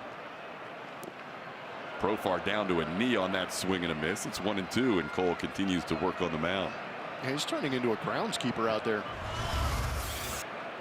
He's irritated, frustrated, and he's taking it out on some of these pitchers, because I mean some of these hitters, but that slider down and in, that's pretty filthy. And again, it jumps out of his hand looking like a fastball and then breaks down and in. That was a fastball, grounded into the shift. Gonzalez makes the play, and there's 2 outs. Guess what? Working on the mound. Hundo. Oh, he got a hundo. What? Imagine if he liked the mound. Yeah, imagine if he felt comfortable. Guess what? You can go behind the scenes of Minute Maid Park with an Astros ballpark tour. Fans can check out areas like the TV booth, press box, dugout, scoreboard, and more. Visit astros.com/tours to book your tour today. So are we saying he's had 2 starts in a row where he's thrown a pitch 100 miles an hour? Yep. There's no hot radar guns anymore. They're all pretty much universal. Cole is throwing 100-mile-an-hour pitches in 2 straight starts. It's incredible, man. He's just getting loose, it feels like. Wow. Last start, he actually got to 101 in his final inning. Here's Mazzara with a 1-0 count. That's a fastball for a strike at a mere 97. Pedestrian. He tied up Mazzara on one of those high-octane fastballs his first time up, and then he walked Nomar the second time. Mentioned Cole is his own worst self-critic. He is very harsh on himself, and he'll be frustrated with the 3 walks tonight. But since he's had the lead, he has looked very good out there. Ahead of the count here on Mazzara, 1-2. And I think that's one of the things that really impressed me early on. The first game we saw Cole pitch here was when he did get that lead. The Astros gave him a lead here in Arlington, and he went to work. He was not afraid to get after it in that strike zone, and he knew how to pitch with that lead. It was a lot of fun to watch.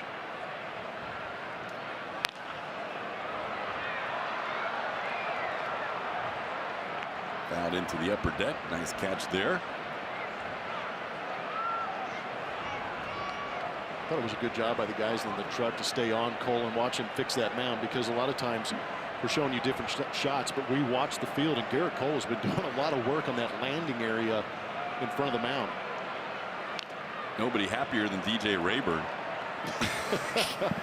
Cole was frustrated with the home plate umpire early, and now he's a little more agitated with the mound. Take it out on the mound instead of DJ.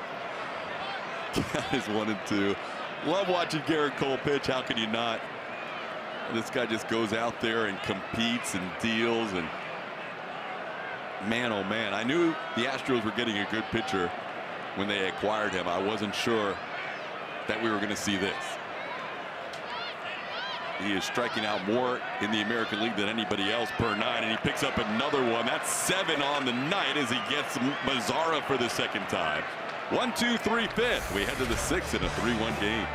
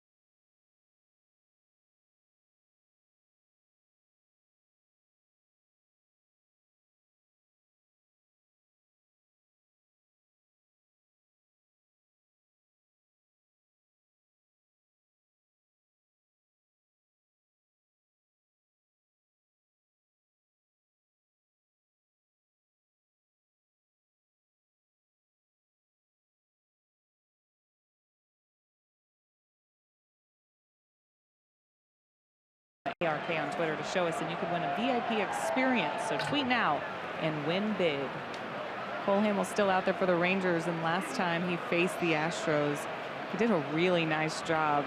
They weren't able to get much going at all. 1 hit allowed, and that was a Gaddis ground ball single that day. And the game plan coming into today was not chase the cutter, because that's what it was for Cole Hamels in that last start. And Hamels said after that start, he knew the Astros were a good team. They always have a good plan. He said that he needed to stay 1 step ahead of them.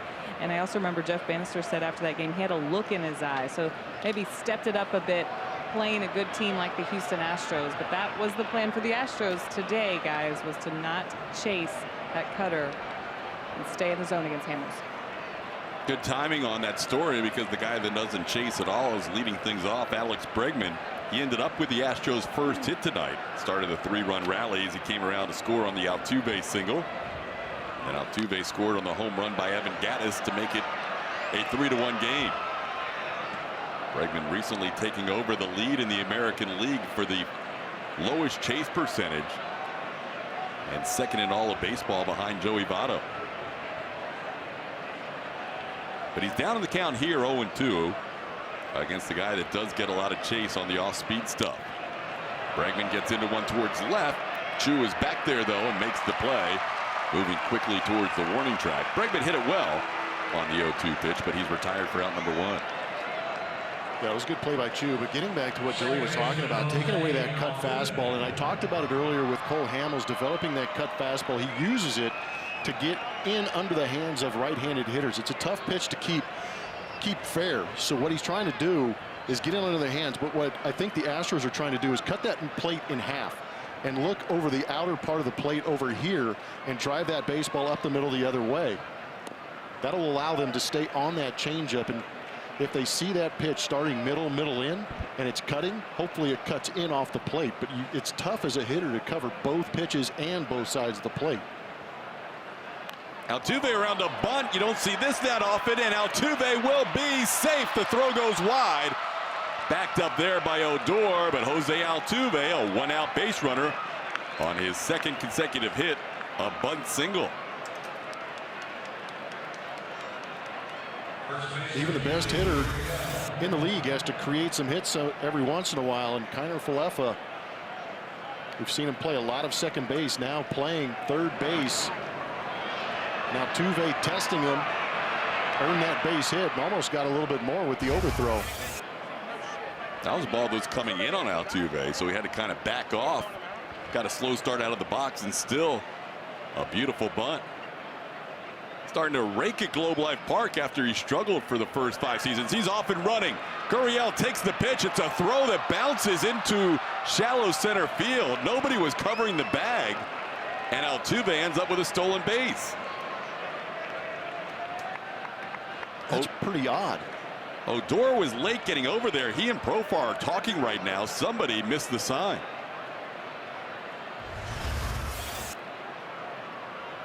That was great. Jose Altuve, you talked about the hesitation in the move from Cole Hamels. Oh, my. This guy. There's a little bit of a linger and then go, and I think Jose Altuve may have read that move, decides to steal. I'm just glad that was a glancing blow to the skull of Jose Altuve. But that was a real, him going on that first pitch immediately, almost ambushing both fielders up the middle. Odor, it's usually the off guy that covers the bag, and that would be Odor with the right-handed hitter up there. Maybe took a nap. Now Hamels wanting to make sure Altuve doesn't get far off his second base. Altuve with his 9th steal of the year, leading the team in that category. And Yuli Gurriel with a 2-0 count. Yuli takes a strike. It's 2-1. That's a cut fastball that Julie was talking about. And it's okay. If he throws it for a strike, so what? You just tip your cap and say, hey, you got your pitch in there. I'm not going to give away my at-bat and change my approach.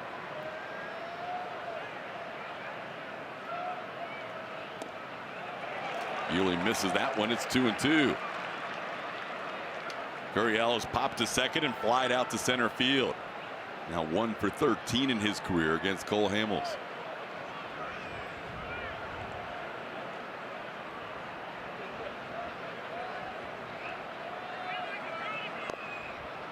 Three and 2.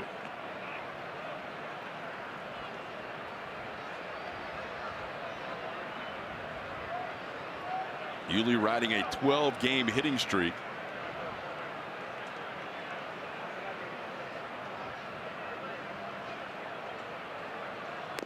And he misses the changeup there. Strikes out for Cole Hamels. Picks up his 2nd strikeout of the game. Defensive rankings are brought to you by GMC. The Houston Astros are very good. A fielding percentage of .992 leads Major League Baseball. On the opposite end of the spectrum are these Texas Rangers. Their fielding percentage is .978. Gives you another idea of how spoiled we are in Houston to watch some very good athletes all over the diamond, making some diving plays over the shoulders, some strong throws. Gaddis with a base hit up the middle. Altuve will score, and the Astros add to their lead. It is now 4-1. Gaddis with 3 runs batted in. Evan Gaddis picks on the first pitch he sees from Cole Hamels for another RBI base hit. Attacking strikes. It's good to see Evan Gaddis in swing mode. Early on in the season, it was tough to get that bat off the shoulder, found himself in some deep counts, but here very aggressive early on. And yes, that is the cutter, but it's out over the plate. Squared up and knuckled into center field. Gallo playing very deep in center, and with Altuve's speed, no chance to throw him out. Here's Marwin Gonzalez taking one down and in for a ball. It's 1-0. Altuve 2 runs scored tonight. Both times driven in by Evan Gaddis. Marwin singled his last time up. He's 1 for 2. Man, that hesitation delivery almost looks like it's almost a balk, because he kind of hangs there in the air, and he can either go to first base or come home. Well, and the interesting thing is when he gets to that hesitation spot and stops, he has 2 choices. he either goes to first or he lifts the leg. And I think we saw Jose Altuve saw the hesitation, and when the knee raised again, he took off. 2-0 pitch, hit well to right field. Mazara's there, though. Marwin hits in some bad luck, a line drive right to the right fielder. Astros add to their lead with the RBI by Evan Gattis.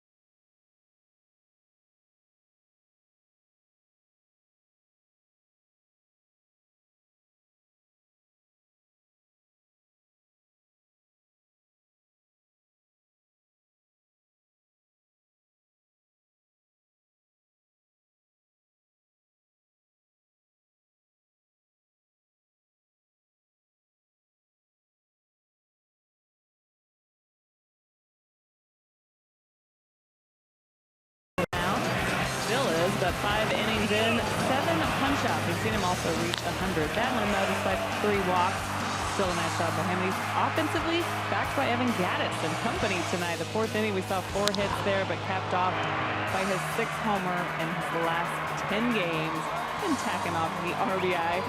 Just a few minutes ago, 3 RBI for Gaddy, who's feeling really good at the plate and has a lot of friends and family in the house tonight, guys. So his cheering section is having a heck of a time so far here at Globe Life Park. Good for them. Seeing a lot of orange sprinkled around the stands, especially behind the Astros dugout. As Garrett Cole faces Adrian Beltre.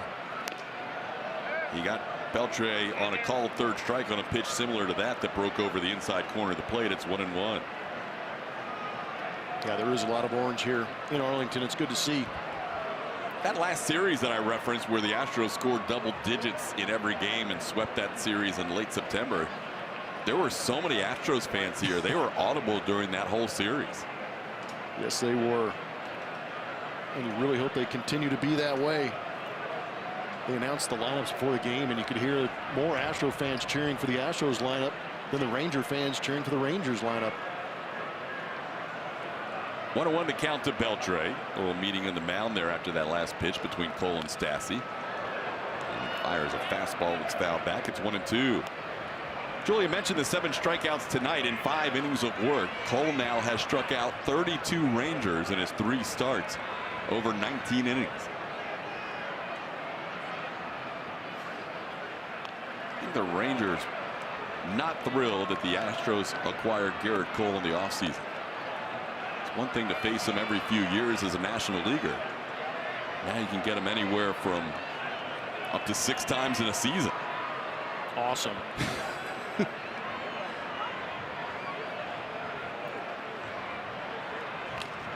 Fouled off the mask of Stassi.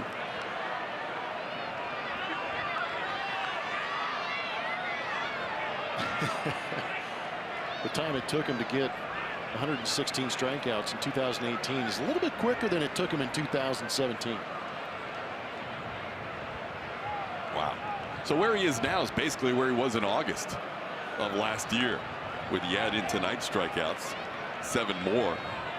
So we can just go ahead and double the numbers. It's a guy who's never averaged more than a strikeout per inning And as an Astros fan, it's hard to believe watching him this year.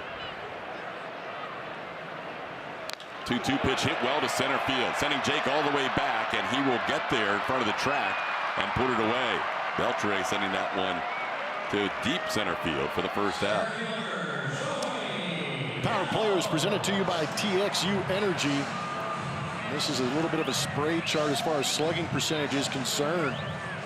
This is why the Astros employ that 4 outfield mix, because you will see guys planted throughout the outfield, mostly in those positions where those high slugging percentage numbers are. That is a lot of fly ball action. Not many ground balls off the bat of Joey Gallo, and a lot of talk about him being that one guy that you say is a 3 true outcome type guy, but he's pretty much eliminated the walk. He has just 2 true outcomes. He's all or nothing. Home runs or strikeouts. 8 career at bats against Garrett Cole, 2 home runs, 6 strikeouts. Thank you. Astros had 3 on the one side, and now they've sent Alex Bregman over, and Marwin's a little confused. Marwin's like, what's this? I don't play a lot of infield lately. We got 4 on the left side, and instead there's a pop foul out of play. That's why you see Max Stassi bolting out from behind home plate. Last time we did see the Astros use 4 outfielders, but tonight Gallo facing 4 infielders. Those 3 true outcomes, these guys are a very high percentage. It's a home run, strikeout, or a walk. Gallo in second as far as percentage, 52% of the time. It's going to end up being that home run, strikeout, or a walk. Aaron Judge on that list, Yohan Moncada, some big time power guys in there. Bryce Harper.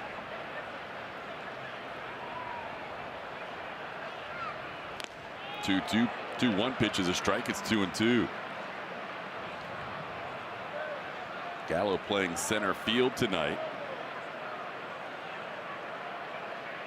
He's got a lot of infielders on that right side. And he hits one on the right side, but pulls it foul. Man, that ball got down there in a hurry.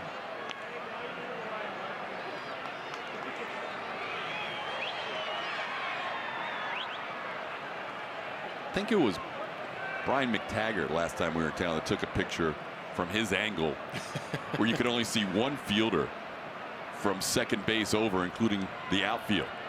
2-2 pitch, high fastball, got him again. Just like last time, plays the fastball up in the zone, this time at 99 miles an hour. Garrett continues to do work on the mound, but when he can throw 99, the mound looks pretty good. Make it work. And it's still incredible to me that these guys are able to execute their pitches when they want to, especially fastballs up in the zone. That's not something that's typically taught in the past, but now these guys are getting more comfortable with it, and they're racking up the strikeouts in doing so. 8 strikeouts tonight as he faces Kiner Falefa. Misses outside and low for a ball, 1-0.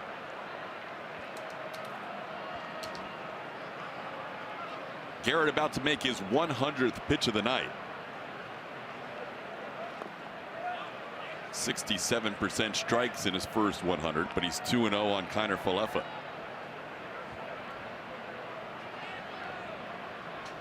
He's averaging 103 pitches per start. He's also almost averaging 7 innings per start. All 3 of his career outings against the Rangers have been exactly 7 innings.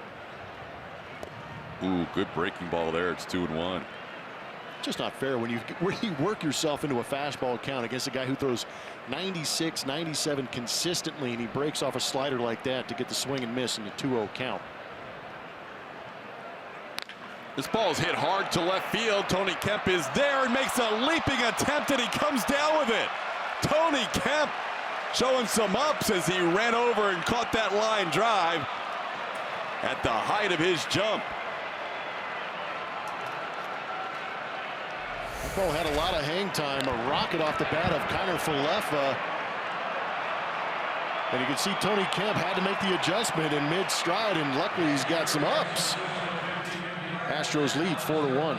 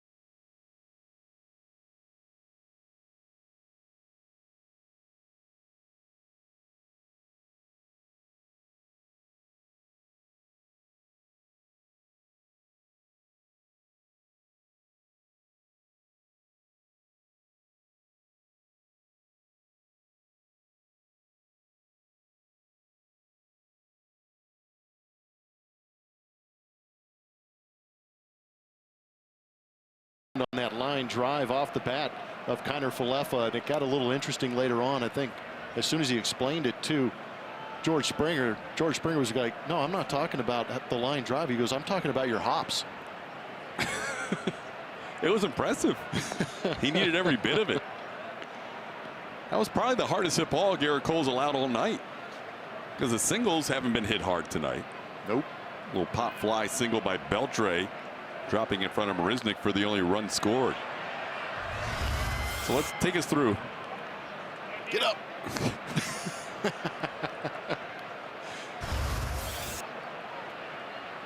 It's hard not to have fun on this team with the personalities. George maybe has the most fun of anybody. 2-1 pitch misses inside to Max Stassi. It's 3-1. And you are correct about that hard hit baseball off the bat of Kiner Falefa. That was the hardest hit ball by a Texas Ranger this evening. 101.8 off the bat. Almost all the 100 pluses have been from the Astros hitters tonight, except for that line out. 3-2 the count to Stassi. Stassi walked and grounded out to third his last time up. Astros leading 4-1. Called third strike. Stassi goes down looking. That's now 3 strikeouts for Cole Hamels. All of them have been, actually 2 of the 3 have been called third strikes. Time to play Name That Astro, brought to you by Nissan. Who am I? 98.8. A lot of numbers here. 7, 12, 18. Fathers and sons. 98.8, 7, 12, 18. Fathers and sons. If you know or want to guess, send your guess to @ATT Sportsnet SW. Some of these velocities these days look like radio stations. And if that is a velocity number, I'm just assuming 98.8 might be a velocity. Garrett Cole moving up the dial a little bit on the radio. He's hit 100 tonight, hit 101 in his last start. You mentioned his average pitches per start, and I think AJ's just making sure he keeps him in check, because he could probably go into the 110 range as Kemp lines one to Gallo in center field, but why mess with it? He's got a bullpen that's pretty well rested this year, and so with that in mind, Will Harris is warming up in the Astros bullpen.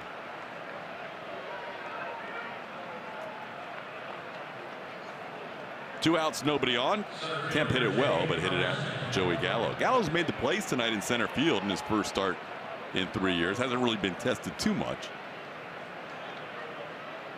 Yeah, but I also think, you know, it's one thing to go out there and try and shag some fly balls. He hasn't been tested in that sense, but I also know that if there's a base hit to center field and a runner has the ability to score from second base, we know Gary Pettis is hyper aggressive to begin with, but they're really going to try and test out that arm of Joey Gallo, having not been out there in a long time.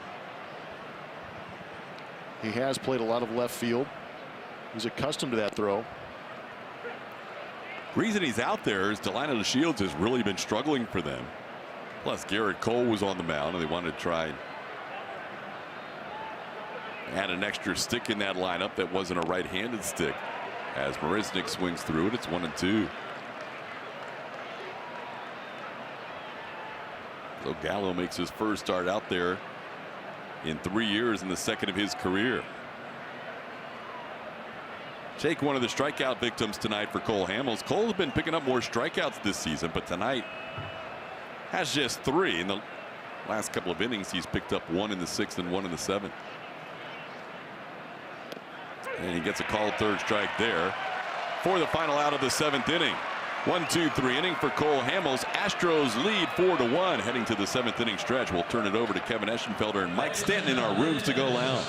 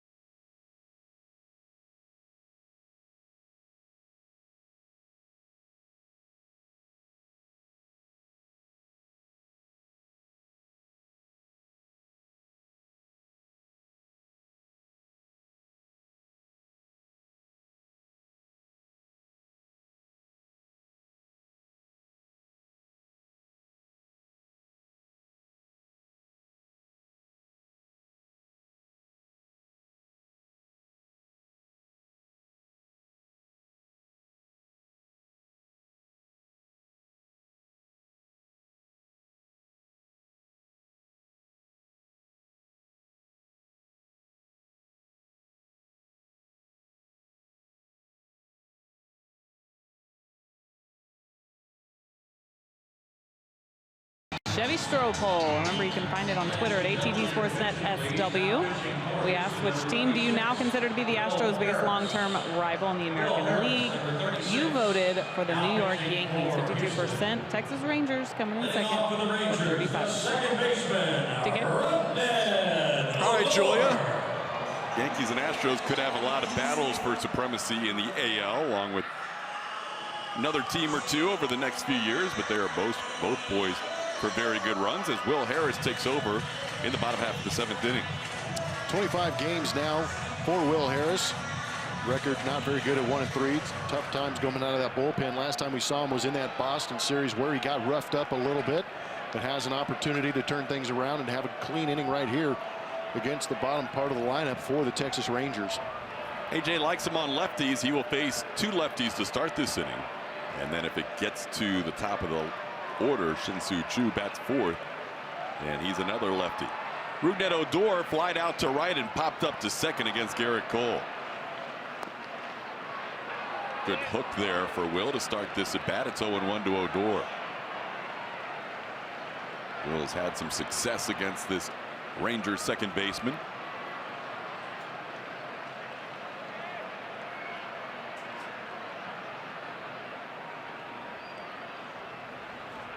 Around the bunt, bunts it down the line nicely. Bregman a barehand attempt, but no chance. Perfectly placed by Rougned Odor. He's a leadoff base runner in the 7th. He's pretty proud of that bunt.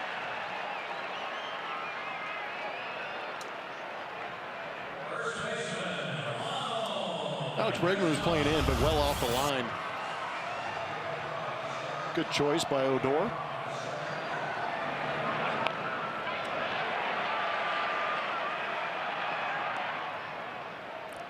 So now Harris faces Ronald Guzman.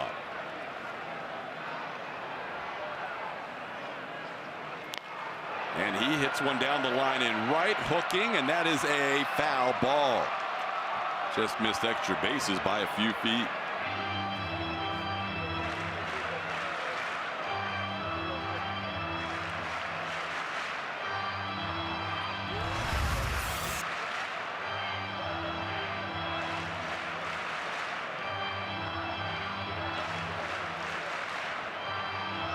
Guzman got a little bit quick on 91 from Will Harris. And again, when he's right, he's 92 to 94 with that cut fastball and that over-the-top curveball.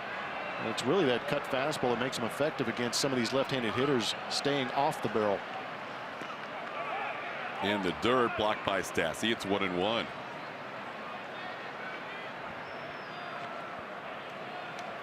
Harris taking over for Garrett Cole, who had another great outing against the Rangers. He's had 7 innings of 2-hit baseball, 1 run, 7 innings of 3-hit baseball, 2 runs, and tonight Cole goes 6 innings of 3-hit baseball and 1 run. Runner on the move, called strike, and Odor is out at second base. Stassi put that throw right on the money. Odor can't believe he's out, but he was called out by the crew chief Sam Holbrook at second. And I think what sold it was the way Marwin Gonzalez let that ball travel. We see so many times where a middle infielder will reach out, go towards the baseball to catch it, as opposed to letting it travel. And what Marwin did is just let that ball travel, catch it on that runner, and he tags himself out. What a throw. I mean, you cannot dial it up any better than that. And Odor, after they looked at the review, was waved back to the dugout, and the Rangers not thrilled, down 3 to lose a base runner there.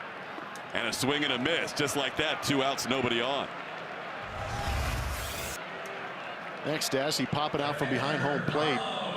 He might be a little bit more deliberate than you want to see in some of your catchers, but what he does in being deliberate is puts the throw on the money. And it was great recognition again by Marwin for me to stand there, hold his ground, recognize it was going to be a good throw, and just let it travel, catch it, and leave the glove there. And Odor basically slid into that tag.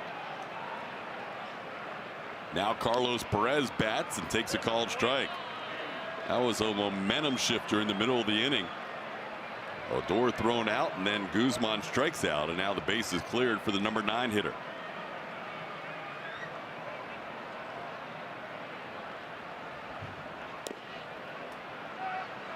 1-1 the count.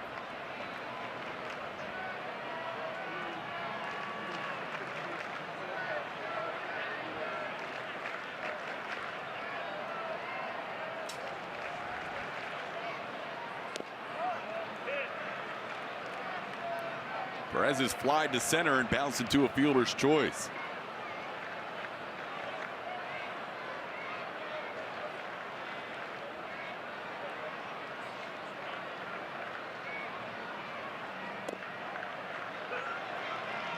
Two and two. The two acquisitions in the last 10 months or so for the Astros in their starting rotation. Justin Verlander and Garrett Cole. I think the Angels a little frustrated having to face Verlander as much as 6 times a year, and the Rangers have proven they're not real thrilled with having to face Cole as many as 6 times a year because they have been dominated. Verlander has his number against the Angels, and Cole has proven that against the Rangers in 3 starts. Ooh, that did not miss by much. Stassi held it for an extra beat. Instead, it's 3 and 2. It was good to see that guy sitting next to Justin Verlander. Just to Verlander's left. Brian McCann? Yep. McCann could be back as early as tomorrow. Eligible to come off the 10-day DL. That'd be kind of cool. He was hitting bombs in BP, or should I say McCannon balls. Oh, we can't wait for that call again. There's a little flare into center field. Second hit of the inning. A bunt to start the inning, and now a little flare into short center off the bat of Carlos Perez.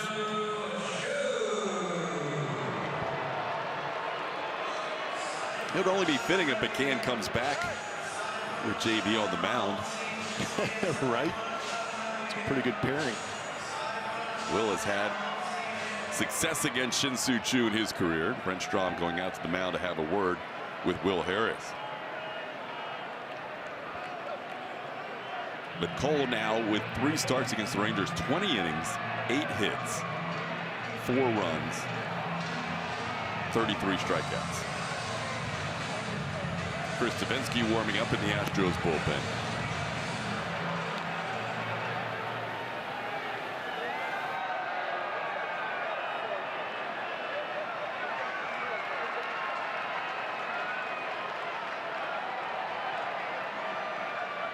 Choo, a walk and a single, also struck out.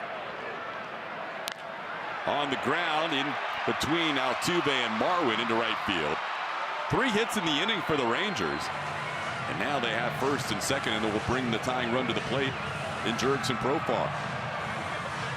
Well, to your point, there's something to be said for getting Garrett Cole out of that game, and that's going to bring A.J. Hinch out of the dugout. A.J. is going to bring in Chris Davinsky here with 2 on and 2 outs in the 7th inning. We'll have more after this.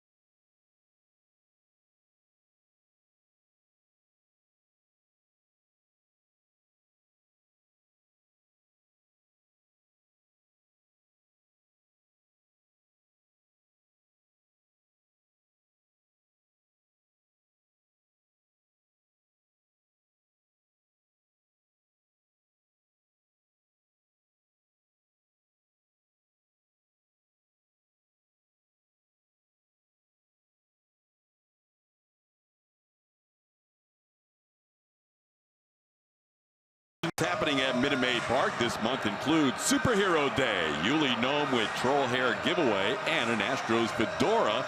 Visit astros.com/promotions for tickets and a full list of events. 2 on, 2 outs, 3-run game, tying run to the plate, and Chris Davinsky coming in and out of the bullpen. He's going to keep Jerks and Profar on that left side and use that circle change that has been so good for him in 25 games. 1.90 ERA last time out. Did a very good job. Pitched well enough to allow the Astros to come back and win that ball game against the Mariners, where he picked up that second win. Profar takes a call strike. Rangers shortstop 1 for 3 tonight with a single. Last time he faced Garrett Cole, Cole threw one 100 miles an hour in his at bat. 1 for 6 in his career against Davinsky with 3 strikeouts. He sends one towards right field where George Springer has a beat on it, puts it away for the final out. Devo 2 pitches, gets the final out of the 7th. We head to inning 8. Astros still lead 4-1.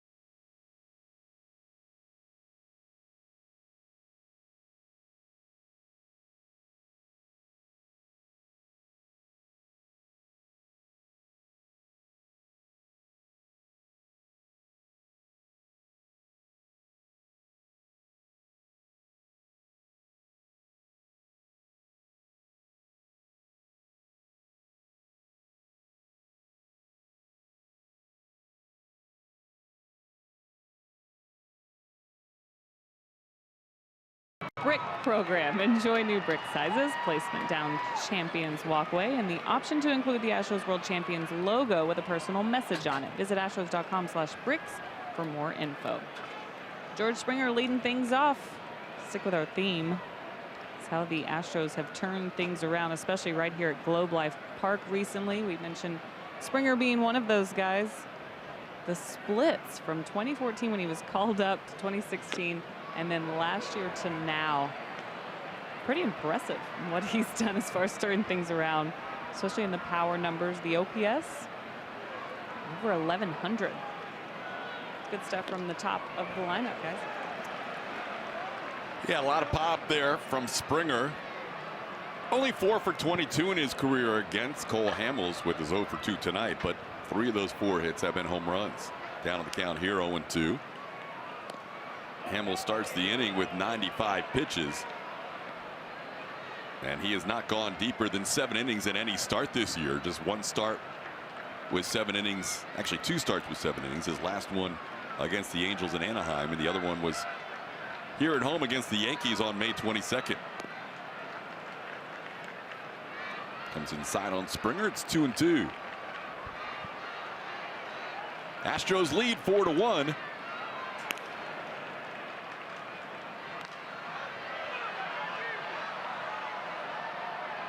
George walked to start this game.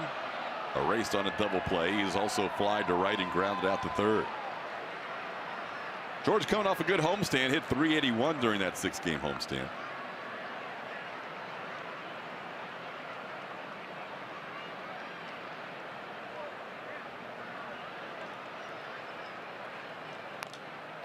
Chops one off his foot at the plate. Brad Peacock warming up in the Astros bullpen. Nice job by Chris Tavensky getting that final out of the 7th inning, with the Rangers threatening with the tying run at the plate.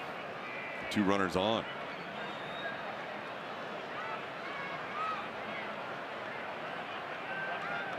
Hamels' high pitch count on the season is 107. He's been above 100 in 4 different starts this year. This is his 5th. And he gets Springer. Strikeout number 5 for Cole Hamels. And 4 of those 5 strikeouts have come in the last 6 outs. I'll bring up Alex Bregman. Bregman has popped up, doubled, scored a run, and also lined out to left.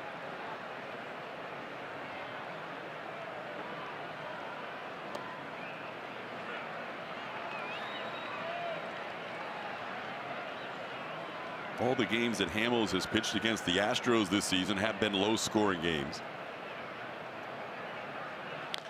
Bregman sends one deep to left field. Forget about it. Alex Bregman, home run number 7, and the Astros lead it 5-1.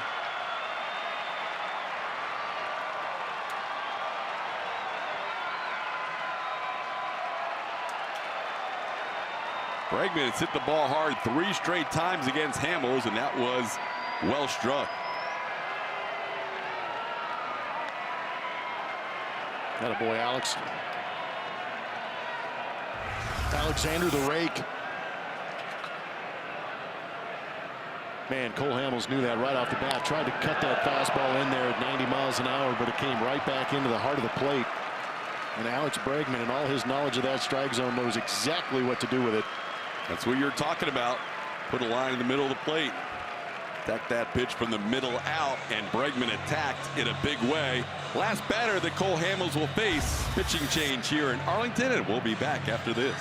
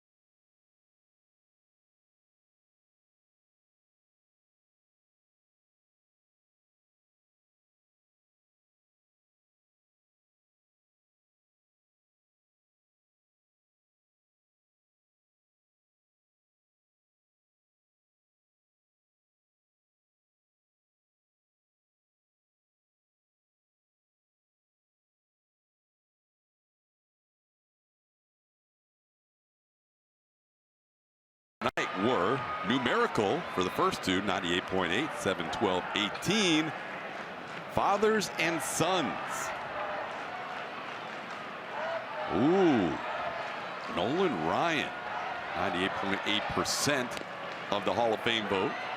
It's pretty good. How do you not unanimous? I still don't understand. Who doesn't vote for Nolan Ryan?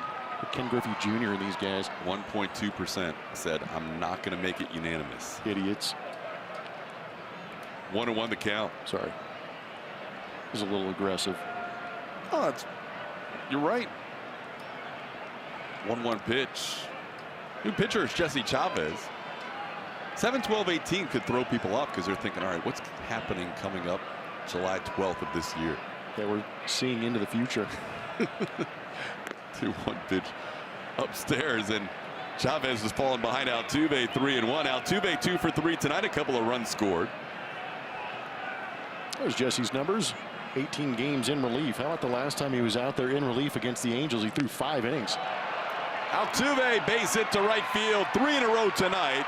Another 3-hit game for Jose Altuve. His last 7 road games, he is now 18 for 31. That's silly. That's what he does. Just racks up hits. Here's Yuli Gurriel. You may have seen the splits on Chavez when he came into the game. The home number's not so good for him. That ERA near 7. He's still throwing all the same pitches he threw as a starter. 5-pitch mix for Chavez. Fastball, cutter, change, slider, curveball. Not a great swing there from Yuli. It's 1-1. Yeah, that's not a swing from a guy who has a 12-game hitting streak trying to extend it. His numbers much better against Chavez than they were against Cole Hamels. Cole got him for an 0 for 3 tonight, and now he's 1 for 14. But trying to extend that hitting streak, which sits at 12 games. Career best for Yuli and longest active streak in the big leagues. High chopper towards Kiner Falefa, waits for it to come down and makes the throw to get Yuli on the play. Altuve moves to second with 2 outs.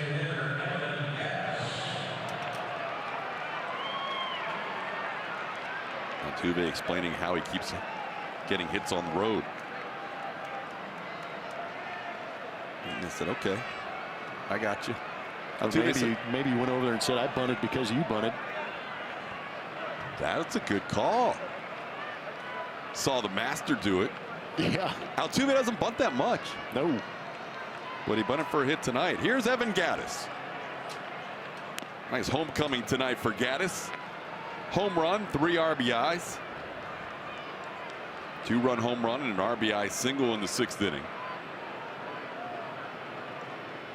Gattis putting together a great couple of weeks. 6 home runs, 14 RBIs his last 10 games. Takes a called strike from Chavez. It's 1-1. Astros trailed in this game 1-0. Garrett Cole shut it down from there.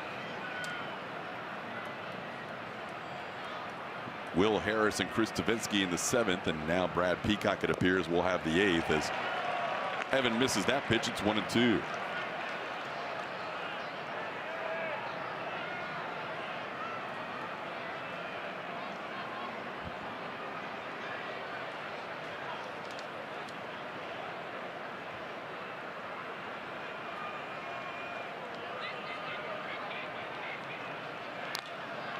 Into left field. Chu is there.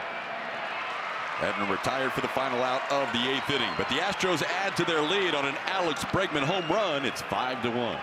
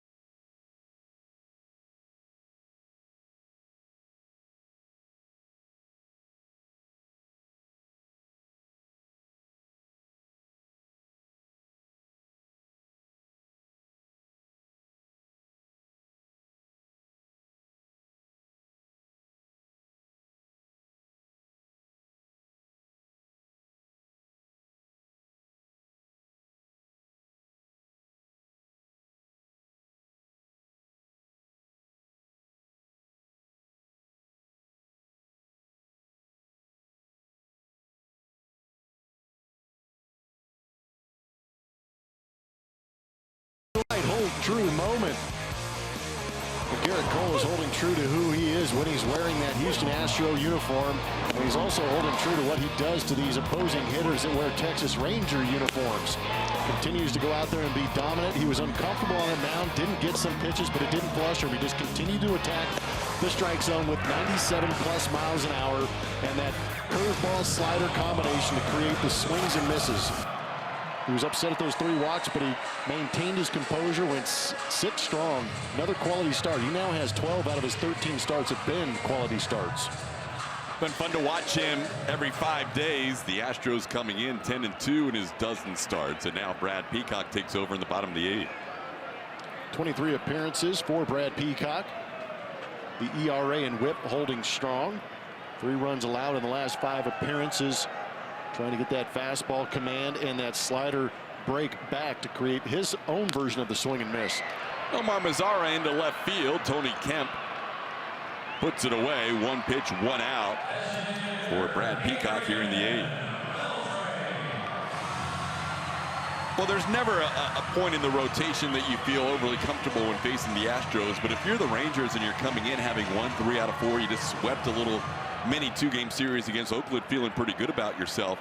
Then you run into Garrett Cole and Justin Verlander back-to-back, and you're like, ugh. Yeah, they'll squash your ego in a hurry. And not even care about it. Here's Adrian Beltre, 1 for 3 tonight. He drove in the only run of the night. It was on a little pop fly at less than 70 miles an hour off the bat, but it was well placed in shallow center field. That would be the only run allowed by Cole in those 6 innings of work, and 1 of 3 singles he allowed. Peacock misses with the slider. It's 1-1.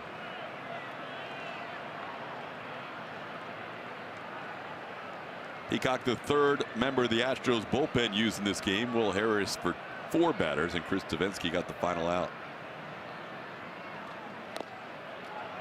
Here's a good fastball for a strike.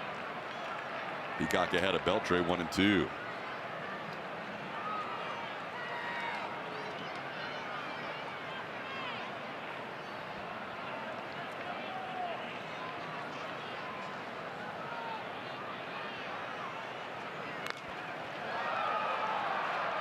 One-two pitch sent high in the air to right field. Springer's there. Puts it away for out number 2.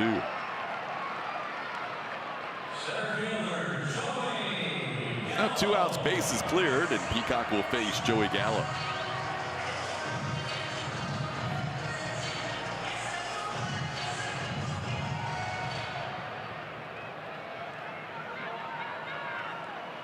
Gallo had his issues with Garrett Cole. Nothing new there. Every time he has faced Cole, he either hit a home run or struck out. Tonight he had 3 strikeouts. And Peacock delivers a strike there. Astros trying to maintain ground in the AL West. Seattle remains hot. Astros finally snapped their 5-game winning streak last night, but Seattle bounced back with a win tonight on the road. They've won 6 out of 7. Winning 5-4 tonight in Tampa Bay. So the Astros need a win to stay a game back in the AL West.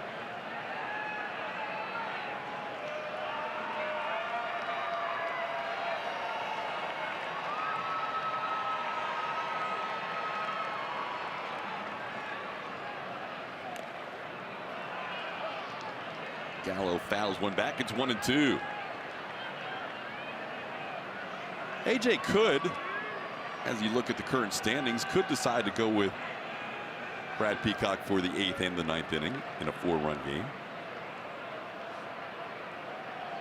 Only one team sub 500 in the AL West. That's the Rangers.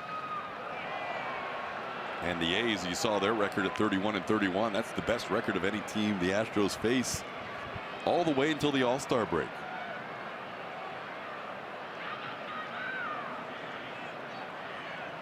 A's are trailing tonight at home 1-0 in the 4th. And I'm sure as a manager, A.J. Hinch might be a little bit worried about maybe a lull or some complacency, but these guys know they have an opportunity to rack up some wins and some offensive numbers. Altuve makes the play on the 4-man infield on the right side to end the 8th.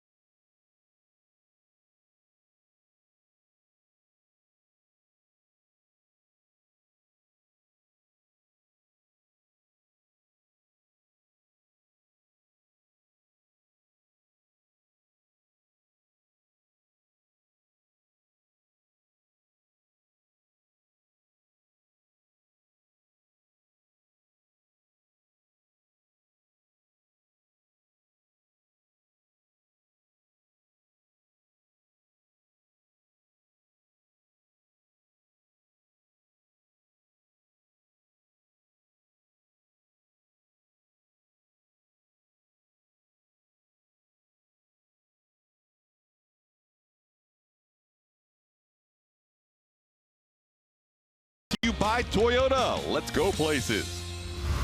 By Arctic, overbuilt, not overpriced. And by T-Mobile, show your military appreciation and use hashtag hats off for heroes. T-Mobile will donate $1 for each post. Astros fans enjoying this one. We head to the ninth. It is a 5-1 Houston lead. Marwin Gonzalez leads things off against Jesse Chavez. First full inning of work for Chavez. Came on for Cole Hamels in the last inning and allowed a hit and recorded 2 outs. Marwin 1 for 3. Hit the ball hard his last time, lining out to right. He's also single.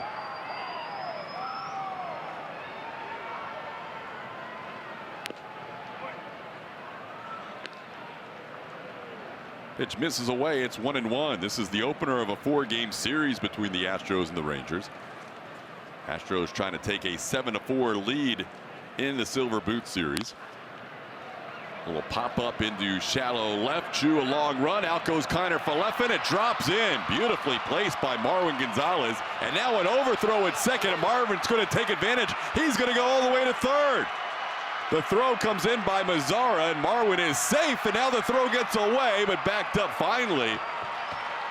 Kiner Falefa gloves it, and Marwin stays at third on a little bloop in the left. Man, oh man, we talked about it earlier in this ball game about how these guys are a little rough around the edges when they have the leather on their hands. This is a drop shot. Kiner Falefa not playing a lot of third base, charging out there. When we talk about the internal clock sometimes, that's an uncomfortable feeling for a third baseman to run that far. I'm sure he assumed that Chew would be able to come over there and make the play, but he did not. And then all of a sudden, it turned into an airmail situation. Now first pitch swinging Stassi, a little pop up beyond second, and Odor does a nice job getting back there with the infield in, so the run is not able to score as Marwin stays at third on the pop up.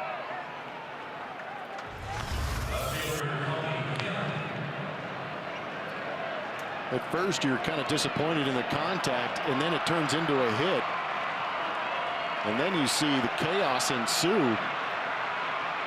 The realization that you're going to end up on third base after hitting a pop-up to shallow left field. Almost ended up being a Little League home run. Now is Kiner Falefa backing up. Chavez had to cover third because Kiner Falefa was in shallow left, trying to make the play on the pop-up. Now the infield in with Tony Kemp batting. And Kemp soft serves one into the left. On comes Chew. Long run. He's going to get there. And Chavez has 3 pop-ups in this inning, and he's needed it to keep the runner at third base. Kemp retired, and he's 0 for 4 tonight. I was kind of hoping Marwin would test him. Now here's Jake Marisnick. Infield moves back with 2 outs.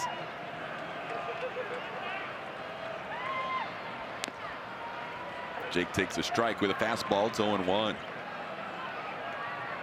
Well, we were wondering if Brad Peacock might go 2 innings tonight, but Ken Giles is warming up in the Astros bullpen.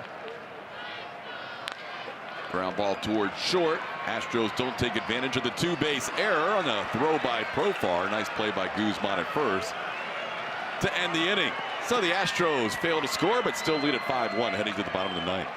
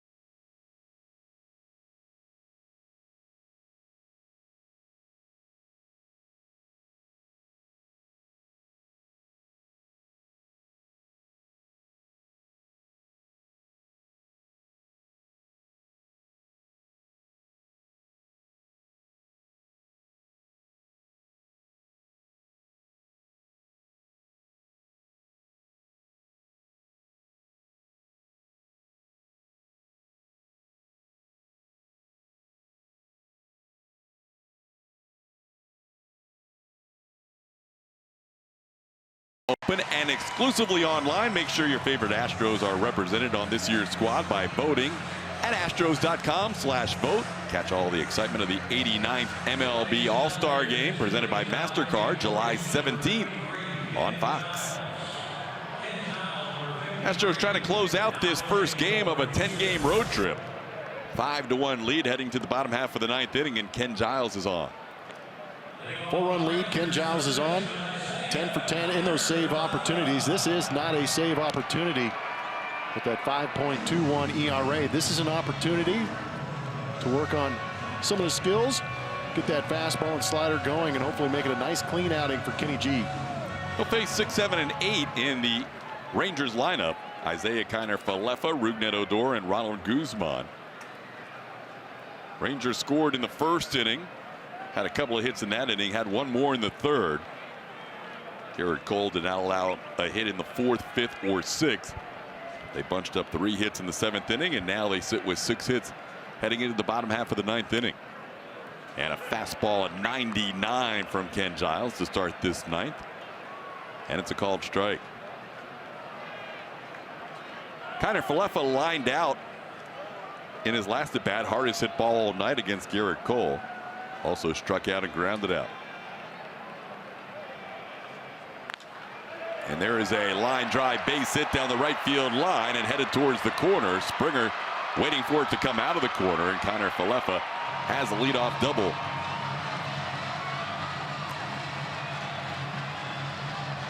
Well, that's been the issue this year for Giles. Not a terrible pitch, but a hit down the right field line. He hasn't given up many walks, just 1 walk allowed, but the batting average against is uncharacteristic, coming in at .291. Well, .291 overall, but also against that fastball coming into this game, .385 against the fastball.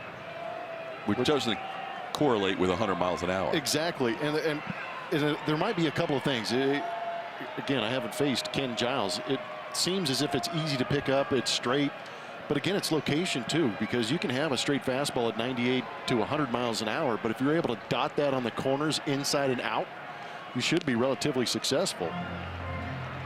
But it's to the extreme, those numbers. Yep. Because that doesn't make much sense. I'm with you. 98 to 100 miles an hour should not have a batting average against close to 400. 1-0 the count on Odor. Because even I've said it, usually velocity increases that margin of error. You can get away with it sometimes. There's a good slider for a strike. It's 1-1. Well, given his druthers, Giles would prefer the adrenaline of a save situation, and he has been much better in save opportunities, 10 for 10. But at the same time, AJ would like to see him get some outs here in this 4-run game.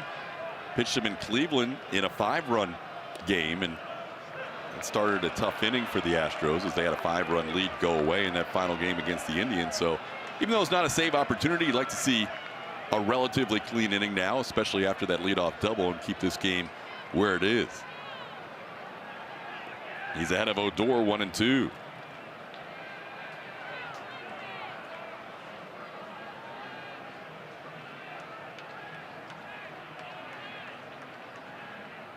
And he gets them. Now they're going to say a little bit of a piece of that one. A little foul ball at the plate. Stassi couldn't quite hang on.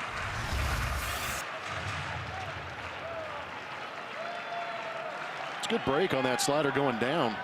So you see a little deviation with that minimal contact. You know, it's interesting too. We talk about mentalities of closers coming in those tight situations, facing hitters and making good pitches to get those 10 saves that Ken Giles has gotten to. But at the same time, it's a different mentality for hitters also. When you're facing a closer in closing situations, it's just as tense for the hitter. So in a situation where he comes in and it's, hey, we got nothing to lose, we're going to go on the attack because we're down by 4 or 5 runs, you're a little bit looser as a hitter and maybe ready to hit that fastball. I'm not trying to make excuses. I'm just trying to explain maybe a mentality being different for the pitcher, which is easy to assume, but it's also different for the hitter. Here's Ronald Guzman. Flied out deep to center field against Cole, and also walked and struck out against Will Harris. And he takes a pitch outside for a ball. There's nothing wrong with the velocity. Giles has consistently been in the upper 90s, not only tonight, but most of the season.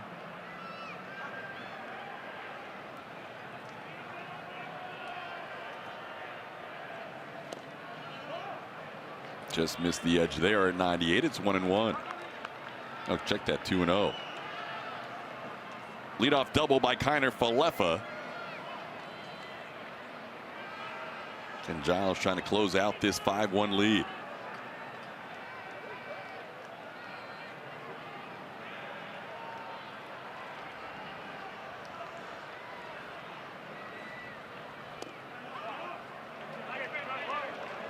Three and 0. That second pitch, pretty good pitch down, and then that pitch looked pretty good too. But we've seen some of the inconsistencies on the lower edge from DJ Rayburn throughout the course of this game.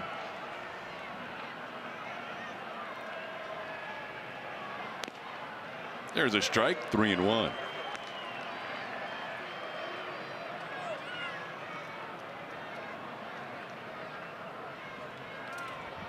Robinson Chirinos has grabbed the bat. He will be on to pinch hit for Carlos Perez as the next hitter. 3-1 pitch grounded towards Altuve. Has to back up a little bit and make the play from shallow right. Guzman retired for out number 2. Watch the Astros in more ways than ever before by downloading the new AT&T Sportsnet app from iTunes or Google Play, or visit AT&TSportsnet.com to stream on your computer. Log in with your cable account and you're all set. Available for those with AT&T Sportsnet in their TV subscription. Blackouts and territorial restrictions do apply. So 2 outs, Rangers down to their final hope, and now Robinson Chirinos will pinch hit for Carlos Perez. Chirinos, the regular catcher for the Rangers. Beginning of the year, Juan Centeno was the backup to Chirinos, and then Carlos Perez was acquired from the Atlanta Braves. Centeno was sent to the minor leagues, and now Chirinos still the #1 catcher.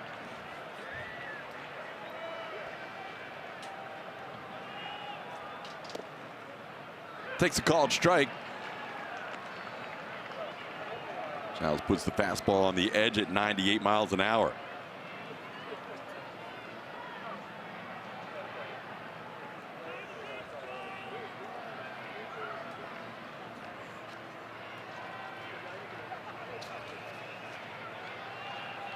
Saw those numbers against the fastball.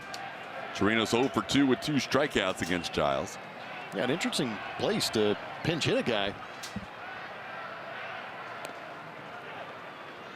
Chirinos is a high strikeout guy as far as percentage of the outs he does make, but really no opportunity other than to extend this ball game and maybe turn the lineup over for the Texas Rangers.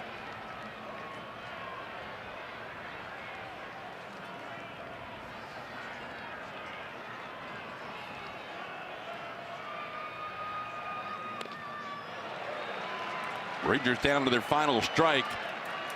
Astros trying to close out this 5-1 game. First of 4 with the Rangers. Tomorrow will be Doug Fister against Justin Verlander. Astros have faced 6 out of 7 lefties, and they'll get 2 more lefties after Fister tomorrow. Mike Minor and Matt Moore the rest of the way. Swing and a foul in and out of the glove of Stassi.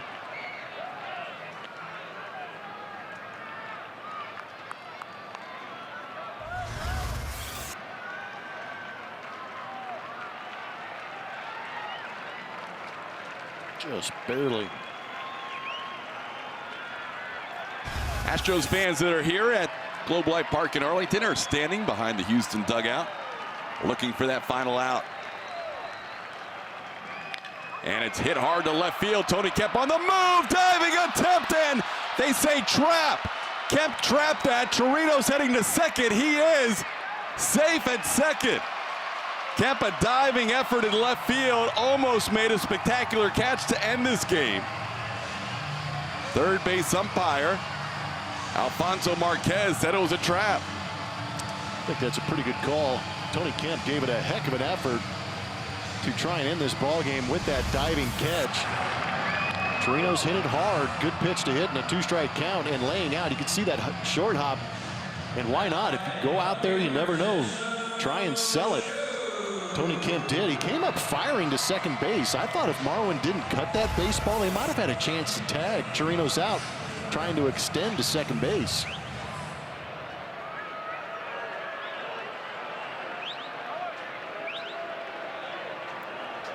Now Giles has to get Chu. Robinson Chirinos a pinch hit RBI double. And Chu takes the slider for a strike.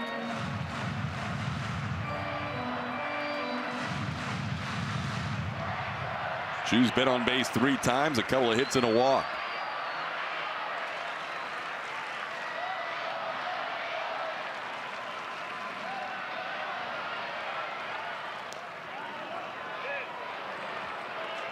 One and 1 the count.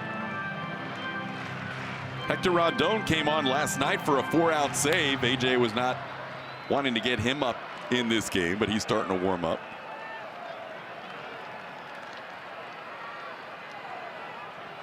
Rondon faced 6 batters in that game against the Mariners last night. Now Giles again within 1 strike of ending this one. It's 1-2 on Chu.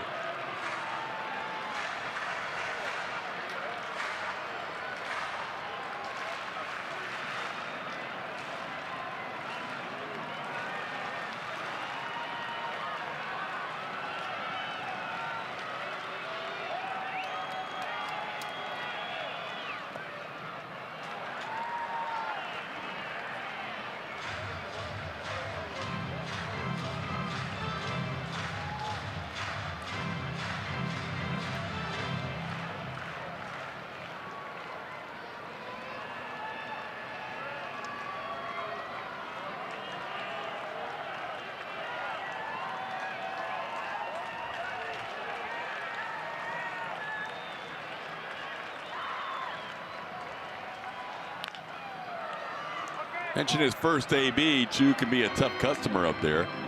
Extended at bats. Been on base 23 straight games.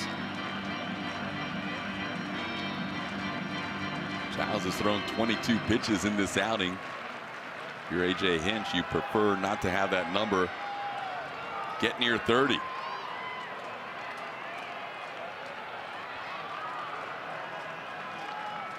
There he goes, swing and a miss, strikeout. Giles gets the final out of this game, and the Astros win it 5-2. Giles strikes out Shin-Soo Choo to end it, and the Astros have won the first game of their longest road trip of the year as they win 5-2 against their rivals, the Texas Rangers.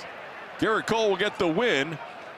Evan Gattis, one of the hitting stars, as the Astros win the first of 4. We'll have plenty more coming up, including the post-game show right around the corner.